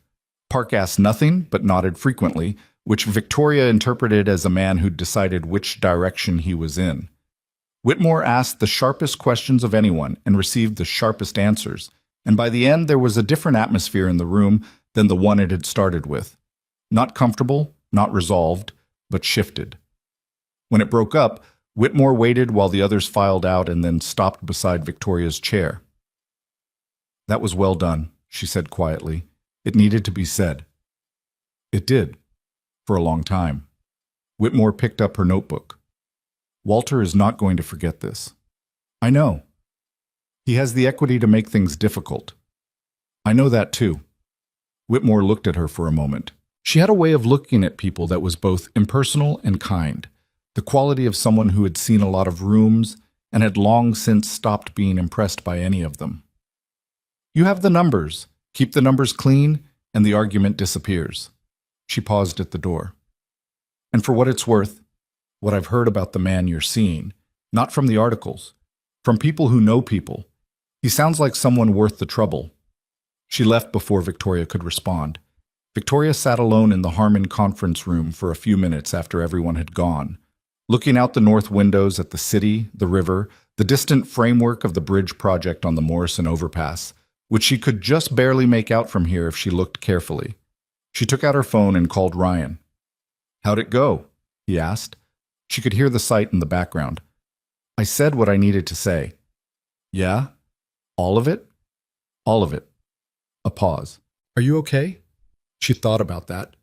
The room, Fenn's expression, Whitmore's quiet words at the door, the particular feeling of having said a true thing in a room full of people who'd been waiting for you to stay silent about it. "Yes," she said, and meant it in a way she hadn't meant it in weeks. "I think I am." What happened next, Victoria had not planned for. Dana called her at 4 that afternoon. James had already flagged it. Someone had been in the meeting. Not a leak exactly, but Patricia Whitmore had apparently shared something with a colleague that had found its way to a journalist who covered the tech sector and understood what it meant. By 6 o'clock, 2 outlets were running pieces about what had happened in the Harmon conference room. Not verbatim. Nobody had a recording. But the shape of it was accurate enough. Nexus CEO confronts board over personal life scrutiny, cites history of appearance-based bias. Victoria read the pieces in her car in the parking garage, same spot as before. She sat with them for a moment. Then her phone started buzzing. Not media. She'd turned those notifications off 2 weeks ago. These were personal. People she knew from inside the industry, former colleagues, people she hadn't spoken to in years. Short messages. Most of them said versions of the same thing. I've been in that room. Thank you for saying it. She drove home. At her apartment, she sat on her couch and read the messages slowly, one by one, the accumulation of them making something in her chest feel different than it had all week. There were women in those messages who had navigated the same invisible architecture for years and had said nothing because there was no moment that felt safe enough and no guarantee it would matter if they did. There were a few men who'd watched it happen and had their own discomfort about having stayed quiet. She was not naive enough to think the conversation was over. Fenn's 15% equity stake was a real thing, and Walter Fenn was a man who kept score across a long timeline. The backlash from the meeting, when it materialized, would come in indirect forms: procedural delays, strategic objections at inopportune moments, the particular bureaucratic friction that someone with his experience could generate without ever saying anything specific enough to contest. But the numbers were good. The Carson contract was 3 weeks out, and she had said what she'd needed to say in a room that had needed to hear it, and whatever came next, she had done it clean. Ryan came over that evening. He sat on her couch and listened to her walk through the whole meeting, not just the summary she'd given him on the phone, but the full version. Ben's opening, the silence when she mentioned overhearing the conversation, Whitmore at the door. He listened the way he always listened, with the particular qualities she'd noticed from the first night at Tavala, the kind of attention that made you feel like what you were saying was actually landing somewhere. When she finished, he was quiet for a moment. "The part about the weight conversation," he said, "that happened in your first year." "Yes." "You've been carrying that for how long?" 5 years. He looked at her steadily. "Why didn't you say something then?" "Because I was 30 years old and I'd just gotten the company off the ground and I couldn't afford to be difficult." She said it without self-pity, just the plain mechanics of it. There's a tax that comes with being difficult when you're in a room full of people who didn't expect you to be there. You pay it in access and support and goodwill. I decided at the time that the cost was too high. She paused. "I made a different calculation today." "What changed?" She looked at him. It was a genuine question. He wasn't making a point. He actually wanted to know. "You told me I wasn't by myself," she said. "I think that changed what the calculation felt like." He didn't say anything for a moment. She watched something move through his expression. Not pride, something quieter. The specific look of a person who has understood that they mattered in a way they hadn't been sure of. "I also just got tired," she added. "That's true too." "Anger and exhaustion are underrated," he said. "They got me through that room." He reached over and pushed her hair back from her face, the casual intimacy of it, and she leaned into his hand slightly without meaning to, and then didn't pull back. "I'm proud of you," he said. She'd heard those words from other people, her parents, early investors, people who meant something generic by them. From Ryan, they landed differently. They meant, "I saw what that cost and I know you did it anyway." "Don't make me cry in my own apartment," she said. "Your apartment. Your rules." She made a sound that was half laugh and turned away from him slightly to get herself under control, and he let her do it without comment, which was exactly right. The following 2 weeks were not quiet, but they were navigable. The media coverage peaked and began to taper, the way coverage always did when the next story came along. What persisted was something different, a slower current of attention, the kind generated by people who had found something in the story that they wanted to hold on to. Her social media, which she managed minimally and mostly through Dana, had gained a significant following in 10 days. Messages came in from women who worked in industries where the same invisible math was applied to their personal lives, who had sat in their own versions of the Harmon conference room, who had done the same calculation about the cost of saying something versus the cost of staying quiet. She read them when she had time. She didn't respond to most of them because she didn't know how to respond in a way that was honest without being performative. What she felt reading them was complex. Gratitude that what she'd said had found people it needed to find, and something more uncomfortable that was about how many of them there were. How many rooms? How many years? Caleb Marsh stopped appearing in the coverage. Whether this was because the journalists had stopped finding him useful, or because someone had advised him that the strategy wasn't working, she didn't know and didn't spend energy trying to find out. He was a minor character in a story he'd briefly tried to make himself central to, and without her engagement, he had no leverage. She had always known that. The knowledge was cleaner now. The Carson Group contract closed on a Thursday afternoon, 2 weeks after the board meeting, with Ian Carson's signature on the final documents and a brief call during which he told Victoria that the Nexus team had been the most prepared and most honest partner he'd worked with in 15 years of enterprise deals. She thanked him and got off the phone and sat quietly for 30 seconds, and then told James to order lunch for the entire company floor because they were allowed one afternoon off from being professional about it.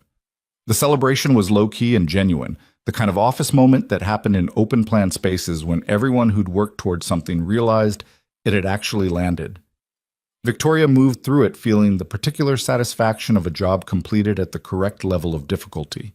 Not easy, not impossible, but exactly hard enough to mean something. Walter Fenn sent an email at 5 o'clock. Congratulations on the Carson close. Strong work. 11 words. She read it and thought, this is his version of standing down. Not an apology, not an acknowledgement. Just the minimum possible recognition from a man who was revising his position without admitting he'd held a different one. She forwarded it to Dana with no comment. Dana responded, noted. Whitmore called personally that evening. The Carson close gives you significant leverage going into the next board cycle, she said. I want you to know I'll be recommending a governance review, the kind that looks at how board meetings get called and what for. Thank you, Patricia. Don't thank me. It's overdue. A brief pause. How are things otherwise? Victoria knew what she meant. Good, she said. Things are good. I'm glad to hear it. Another pause, the kind that contained something that Whitmore had decided to say. I was in a room like that once, 20 years ago. Different industry, different specific issue. I didn't say anything. Her voice was even, not regretful exactly, just reporting accurately. I've thought about it a fair number of times since. You did the thing I didn't do. Victoria held the phone for a moment. I had more to stand on than you did 20 years ago. Maybe, but it still cost something. Yes, Victoria said, it did. After she hung up, she sat at her desk for a while in the quiet of the emptying office. The city was going dark outside the windows. The bridge was lit up over the river Shem. She could see it from here. The Morrison overpass. The lights along its deck that Ryan had spent months making structurally sound. She thought about that for a moment. All the invisible work that went into the things that just looked like themselves from a distance. She picked up her phone. Carson closed. She texted Ryan. Come celebrate with me. His response came in 3 minutes. On my way. Ellie's at Dominic's. Bringing food. She smiled at her phone in the empty office. Set it down, started shutting down her computer. He brought Thai food again, from the same cart pod where she'd gotten sauce on her sleeve, which was either sentimentality or convenience, and she suspected it was both. They ate at her kitchen counter, and she told him about the Carson call, and he listened and asked the right questions, and when she was done, he said, You know what that contract is? A good deal. It's proof, he said, that every argument they tried to use against you this month was wrong on its own terms.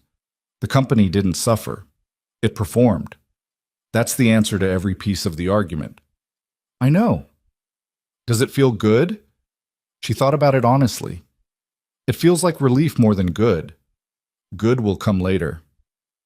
Relief is fine. He reached for the last of the spring rolls. Relief is earned. They stayed at her place that night, and she slept better than she had in 3 weeks. The particular sleep that comes when a sustained tension has finally released. And when she woke up at 6, Ryan was already making coffee in her kitchen, wearing yesterday's clothes and clearly familiar enough with her cabinet layout to find everything without opening the wrong one.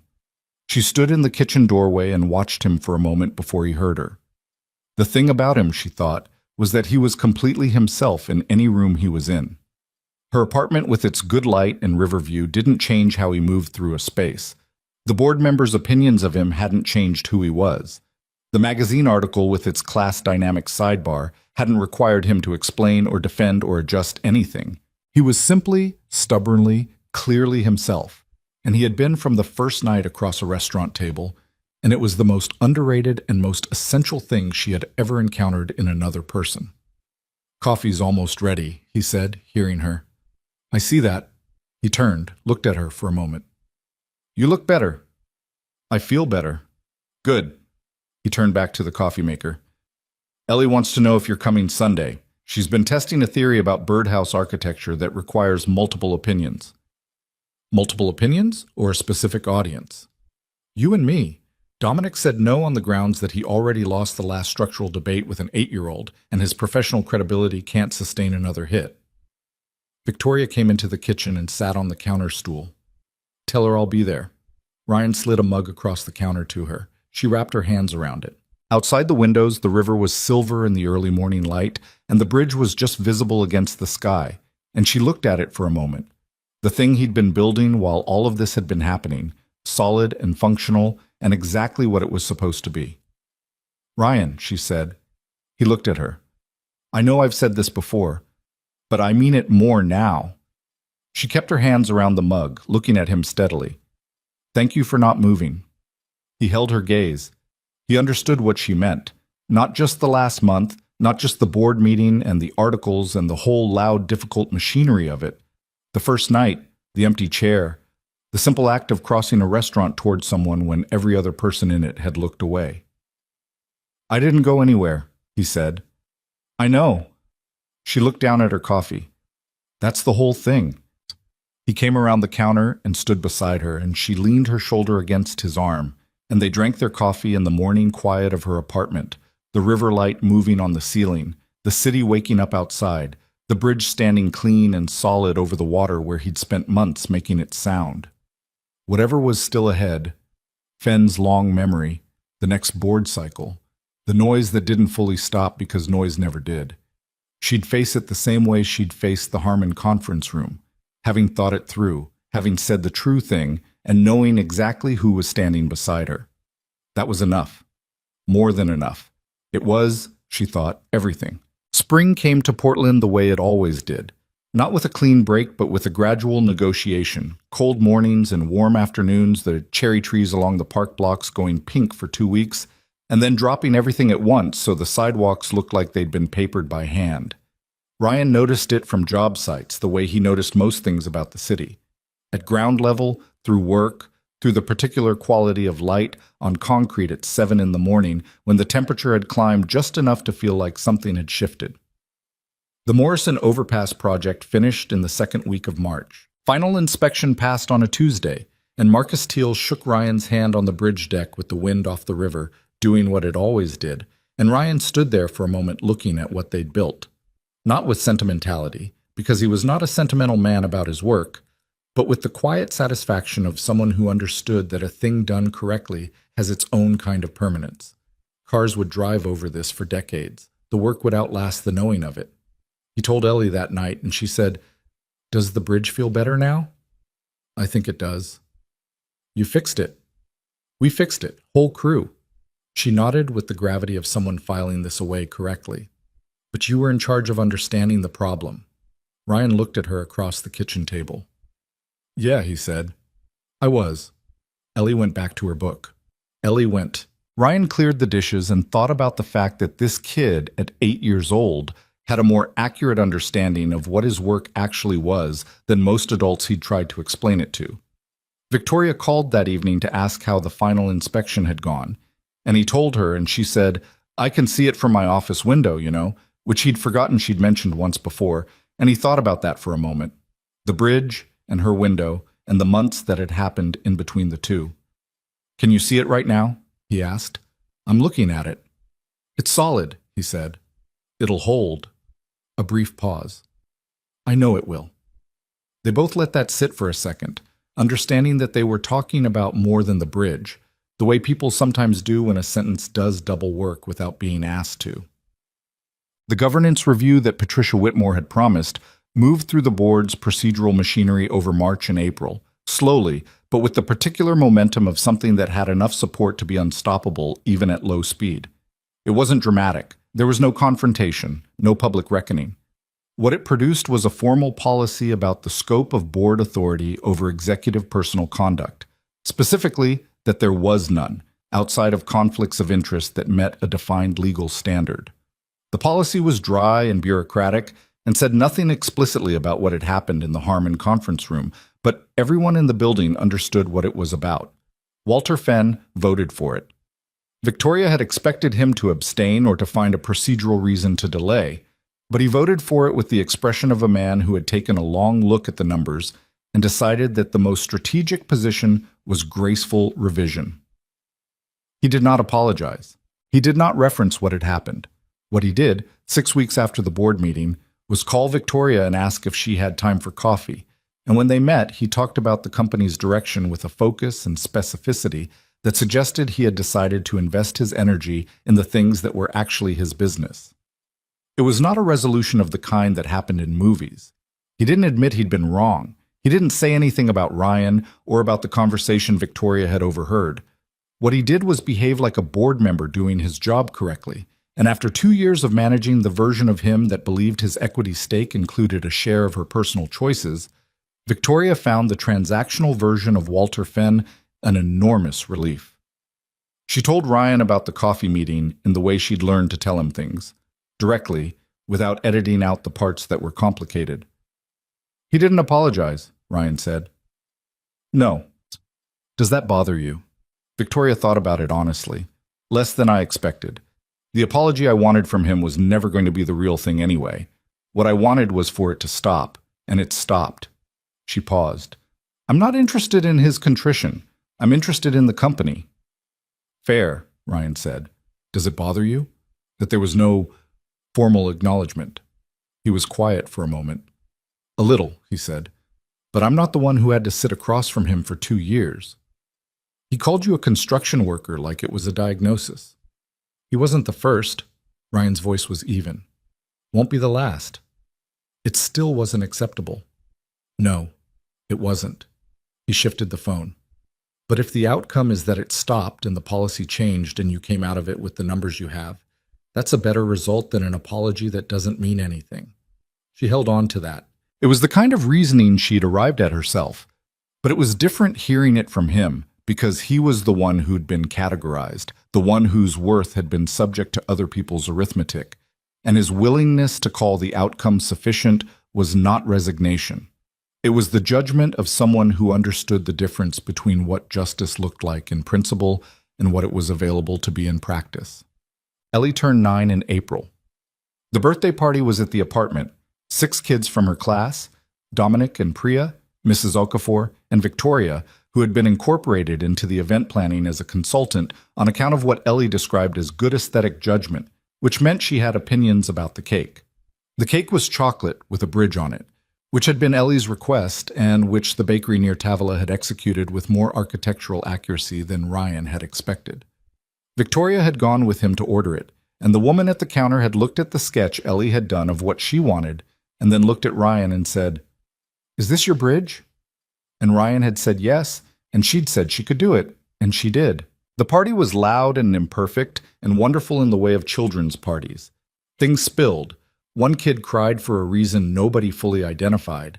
The game of musical chairs devolved into a general physical dispute that Dominic refereed with unconvincing authority, and Mrs. Okafor sat in the corner eating cake with the serenity of someone watching a nature documentary she'd seen many times before. Victoria sat on the floor in Ellie's room at one point, surrounded by 3 of Ellie's friends who had discovered that she worked in tech and had questions about video games, which she answered honestly. She didn't make games, but she knew people who did, and yes, it was possible to have a job doing that. And no, it was not as glamorous as it sounded, but yes, it was still pretty good. The 3 girls considered this information with the focused assessment of people doing genuine career research, and Victoria caught Ryan watching from the doorway with the expression he sometimes had when he thought she wasn't looking. The one that wasn't quite a smile, but was the thing underneath a smile. After the other kids had gone home and Ellie was winding down in the sugar crash zone, half asleep on the couch still holding a piece of her bridge cake, Victoria stood at the kitchen sink washing up while Ryan dried, the radio on low, the apartment quiet around them. She had a good day, Victoria said. She did. The bridge cake was the right call. It was entirely your call. I said maybe a puppy. A puppy cake is fine at 6. At 9, she needed the bridge. Ryan put away a plate. You know her pretty well? Victoria turned the water off and reached for the dish towel. I've been paying attention. He took the towel from her and hung it on the oven handle and stood for a moment in the kitchen, and she could feel him deciding something. She knew his decision face. She'd come to know the specific quality of his silences, the ones that were processing versus the ones that were simply comfortable, and this one was the former. What? She said. Nothing. I'm glad you're here. In the kitchen? In general. He looked at her directly. You know what I mean. She did. She'd known for a while, the same way you know a season is changing before any single day proves it definitively, the accumulation of evidence that adds up to something you don't need to name to understand. But she held his gaze and said, Yeah, I do. Ellie made a sound from the couch that might have been a word or might have been sleep, and they both looked over, and she was gone, fully asleep, the piece of cake still in her slack hand, her face the specific piece of a child who'd had exactly the day they wanted. Ryan carefully extracted the cake piece and covered her with the blanket from the chair back and turned off the living room light, and Victoria watched him do all of this with the quiet competence of someone who had done it 10,000 times, who knew exactly how to move in this space without disturbing what mattered. She thought about her own apartment across the river, the organized, functional, good light apartment where she'd grown increasingly aware over the past months of what was missing, not things. The apartment had everything things could provide.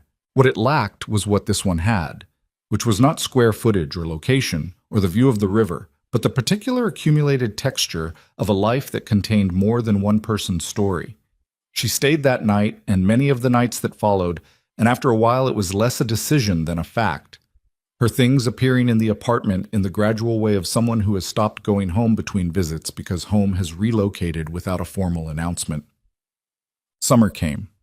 The city turned gold and dry, and the bridge was beautiful in the evening light, and Ryan started a new project on the east side, a commercial development with a structural complexity that he found genuinely interesting, which Ellie said meant the building had feelings too. And Victoria said she agreed with Ellie, and Ryan said both of them were wrong but looked like he didn't fully mean it. It was in June that the first reporter reached out directly to Victoria, asking for an interview about the board meeting and what had followed. She declined 3 previous requests from various outlets, but this one was from a journalist named Sophia Chen, who wrote long-form pieces for a publication Victoria respected, and the email was thoughtful in a way that suggested Chen had actually done the work of understanding what had happened before she asked. Victoria sat on it for a week. She talked to Ryan about it one evening.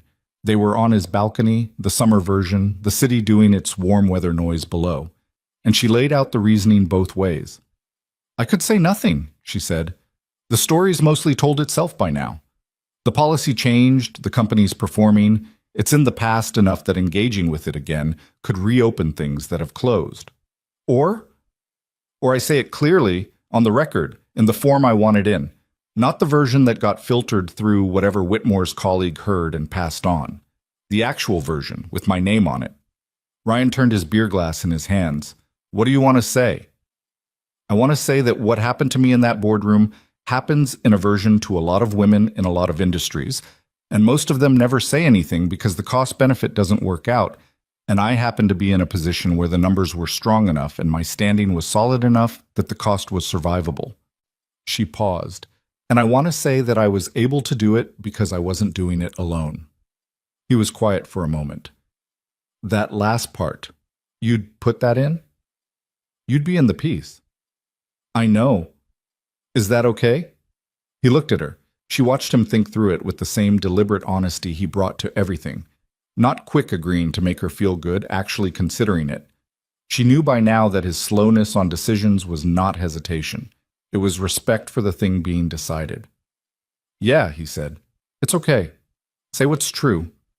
It might get noisy again for a while. We've handled noisy. We have, she agreed. The interview ran in August. Sophia Chen had written it with the precision of someone who understood that the best way to honor a story was to get out of its way. Victoria's words were in it, clearly attributed, the full account of the board meeting and what preceded it and what had changed afterward. There was a paragraph about Ryan, not intrusive, not reductive, that described him in terms that were accurate and that he read on his phone one morning before a site visit and put back in his pocket without comment, which meant he was okay with it. The piece was shared more than anything Victoria had ever been associated with. The comments were everything from incendiary to genuinely moving, the full spectrum of public response to something that touched a nerve people had been living with for years. Dana Chu managed the media fallout with her usual efficiency and told Victoria 3 days after publication that the company's new inbound inquiries had doubled. "People want to work for you," Dana said. "They want to build things with someone who said what you said." Victoria took that in. "Good," she said. "We have room." The anniversary of the night at Tavola fell on a Friday in October. Ryan had been thinking about it for 2 months. Not obsessively. He had too many practical things demanding his attention for obsession, but with a quiet steadiness, the way he thought about load-bearing problems on a job site, turning the question of how and when and where until it had the right shape. He made a reservation at Tavola 3 weeks out. He didn't tell Victoria where they were going. He asked Dominic to take Ellie for the night, which Dominic agreed to with such immediate enthusiasm that Ryan suspected he already knew something, which meant Ellie had probably told him, which meant Ellie almost certainly knew what he was planning. He asked Ellie about it on a Thursday evening, the two of them at the kitchen table after homework. "Did you tell Dominic something?" he said. Ellie looked at her book. "What would I tell Dominic?" "Ellie." She looked up. Her expression was the one she'd inherited directly from him, the one that was trying to stay neutral and not quite managing it. "I found the box," she said. "It was in your sock drawer." "I had it in my sock drawer for 2 days." "I reorganized your sock drawer." "Why were you—" He stopped. "Never mind. What did you tell Dominic?" "That you were finally doing it." She said finally with the particular emphasis of someone who had been waiting with some impatience. "Because you've been making the face for like 2 months." "What face?" "The face where you're thinking about something important, but you're pretending you're not." She looked at him with frank assessment. "You have a lot of faces that you think are invisible but aren't." Ryan looked at his daughter for a moment. 9 years old. He thought about the hospital, the first night, this small creature that had arrived and remade everything he'd understood about what his life was for. He thought about all the years between then and now, the hard ones and the ordinary ones, and the ones that had been quietly extraordinary in ways he hadn't recognized until he was past them. "She's going to say yes," Ellie said, "just so you know." "You don't know that." "I know her," Ellie said simply. "She's going to say yes." She went back to her book. Ryan looked at the table for a moment. "You're okay with it?" he asked. "Actually okay." Ellie lowered the book again. She thought about it with the seriousness she brought to questions she understood were real. "She came to my chorus thing," she said. "She found me in the audience because of her coat. She brings books that are real books, not kid books. She argues with you about things." She paused. "She stays." That last word. Ryan held it. "Yeah," he said. "She does." "That's what matters," Ellie said, and went back to her book. He didn't tell Victoria about the restaurant until they were in the car. She dressed for dinner. She always dressed thoughtfully without overthinking it, which was one of the things he'd noticed from the first night. And she was in a dark jacket he recognized, and her hair was down, and she was looking at her phone when he pulled out of the parking garage and said, "We're going to Tavola." She looked up from her phone, looked at him. He kept his eyes on the road. "Ryan, it's been a year." She was quiet. He could feel her working through the specific weight of it, what that restaurant was, what it held, what had happened at a table near the back on a rainy Friday in October 12 months ago. "I haven't been back," she said. "I know. I've thought about going back. I never did." "Then it's time." She turned to look out the window. He let her be quiet about it. After a moment, she said, "I'm not going to fall apart." "I know you're not." I just want to say that up front. Noted. She made a small sound that was something between a laugh and an exhale. He drove. Paz. Tavalo was the same as it always was. The amber light, the exposed brick, the tables pushed close together, the chalkboard menu by the bar. The same warmth of a room that wasn't trying to impress anyone and had been doing its job correctly for years. The host led them to a table near the back. Ryan had not requested the specific table. He'd let it be wherever it was. It was 2 tables away from where Victoria had been sitting a year ago. Close enough. They ordered. They talked the way they always talked, easily and without performance, the conversation going wherever it went, which tonight included the new East Side project and a book Ellie was reading that had sparked a 4-day interest in the geologic formation of the Pacific Northwest, and a story Victoria had about a junior developer at Nexus who had quietly fixed a critical bug without telling anyone, and she'd found out about it accidentally and had given him a raise that had made him go pale in the meeting. He didn't know if he was in trouble, she said. Were you going to fire him for fixing a bug? He didn't know that. He'd been there 6 months. He was terrified. What did you say to him? I told him that the next time he identified a critical problem, I needed him to tell me about it because I needed to know where my vulnerabilities were. And then I told him what the raise was and watched him have to decide whether to cry in my office. Did he? He held it together until he was in the hallway. She picked up her wine glass. James told me later. Ryan smiled. He looked at her across the table. The same table and candlelight dynamic as the first night. The same restaurant. Different year. Different shape of everything. He thought about the man who had sat down and stood back up in 90 seconds and walked out. He thought about the specific moment he'd pushed back his chair and picked up his drink and walked over, and how it had not felt like a decision so much as a simple correction. Something was wrong, and he had the ability to do something small about it. So he did.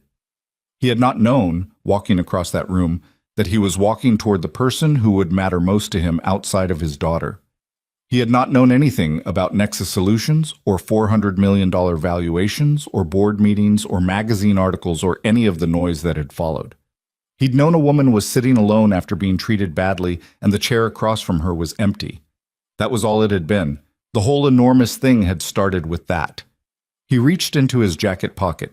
Victoria was saying something about the junior developer, a follow-up detail she'd remembered, and she stopped mid-sentence when she saw him pull out the small box, because she understood immediately what it was, and she put her wine glass down. The restaurant continued around them, the birthday table by the window, the couple in their 60s eating in their comfortable silence, the ambient noise of a Friday evening in a room full of ordinary people having their ordinary lives. Ryan opened the box and looked at her across the table. I had a speech, he said. I've been working on it for 2 months. Okay, she said. Her voice was very steady. Her eyes were not. I lost it about 30 seconds ago. She made a sound. Ryan? The best version of what I want to say is this. He held the box open on the table between them. You were sitting at a table in this restaurant a year ago, and someone decided you weren't worth staying for. I want to spend the rest of my life being the opposite of that decision. He paused. I want to stay. For all of it. The board meetings and the bad weeks and the pasta in the kitchen, and Ellie's theories about bridge feelings and whatever comes after all of that. He looked at her directly. I'm asking you to let me. Victoria looked at the ring, looked at him. She took a breath that wasn't quite steady, and he saw everything move through her face. The careful composure and the thing underneath it, and the thing underneath that, the part that had been kept in storage and brought out rarely and had been used more in this last year than in everything that came before. The man who sat down at that table and left before he ordered dinner, she said slowly, made the worst decision of his life. That's what I told Ellie. Her face changed completely. You told Ellie? She found the ring in my sock drawer. She reorganized my sock drawer. Victoria pressed her hand over her mouth for a moment. Her eyes were bright. She told you I'd say yes. She did. She was right. Victoria took her hand away from her mouth and looked at him with all of it fully visible. The sharp intelligence and the warmth she didn't give away easily, and the specific kind of toughness that came from being underestimated. So many times you stopped caring about the estimation. The whole person, uncurated, across a restaurant table. Yes, she said. Obviously, yes. He put the ring on her finger and she looked at it for a moment, and then looked at him, and the restaurant continued its ordinary Friday evening around them, unaware, the way the world always was, about the things that mattered most. They married in May of the following year, outside at a vineyard in the Willamette Valley. Small, 40 people, which had required some effort because Victoria knew more people who wanted to be there, and Ryan had a crew that considered themselves family, and there had been genuine negotiation about the list.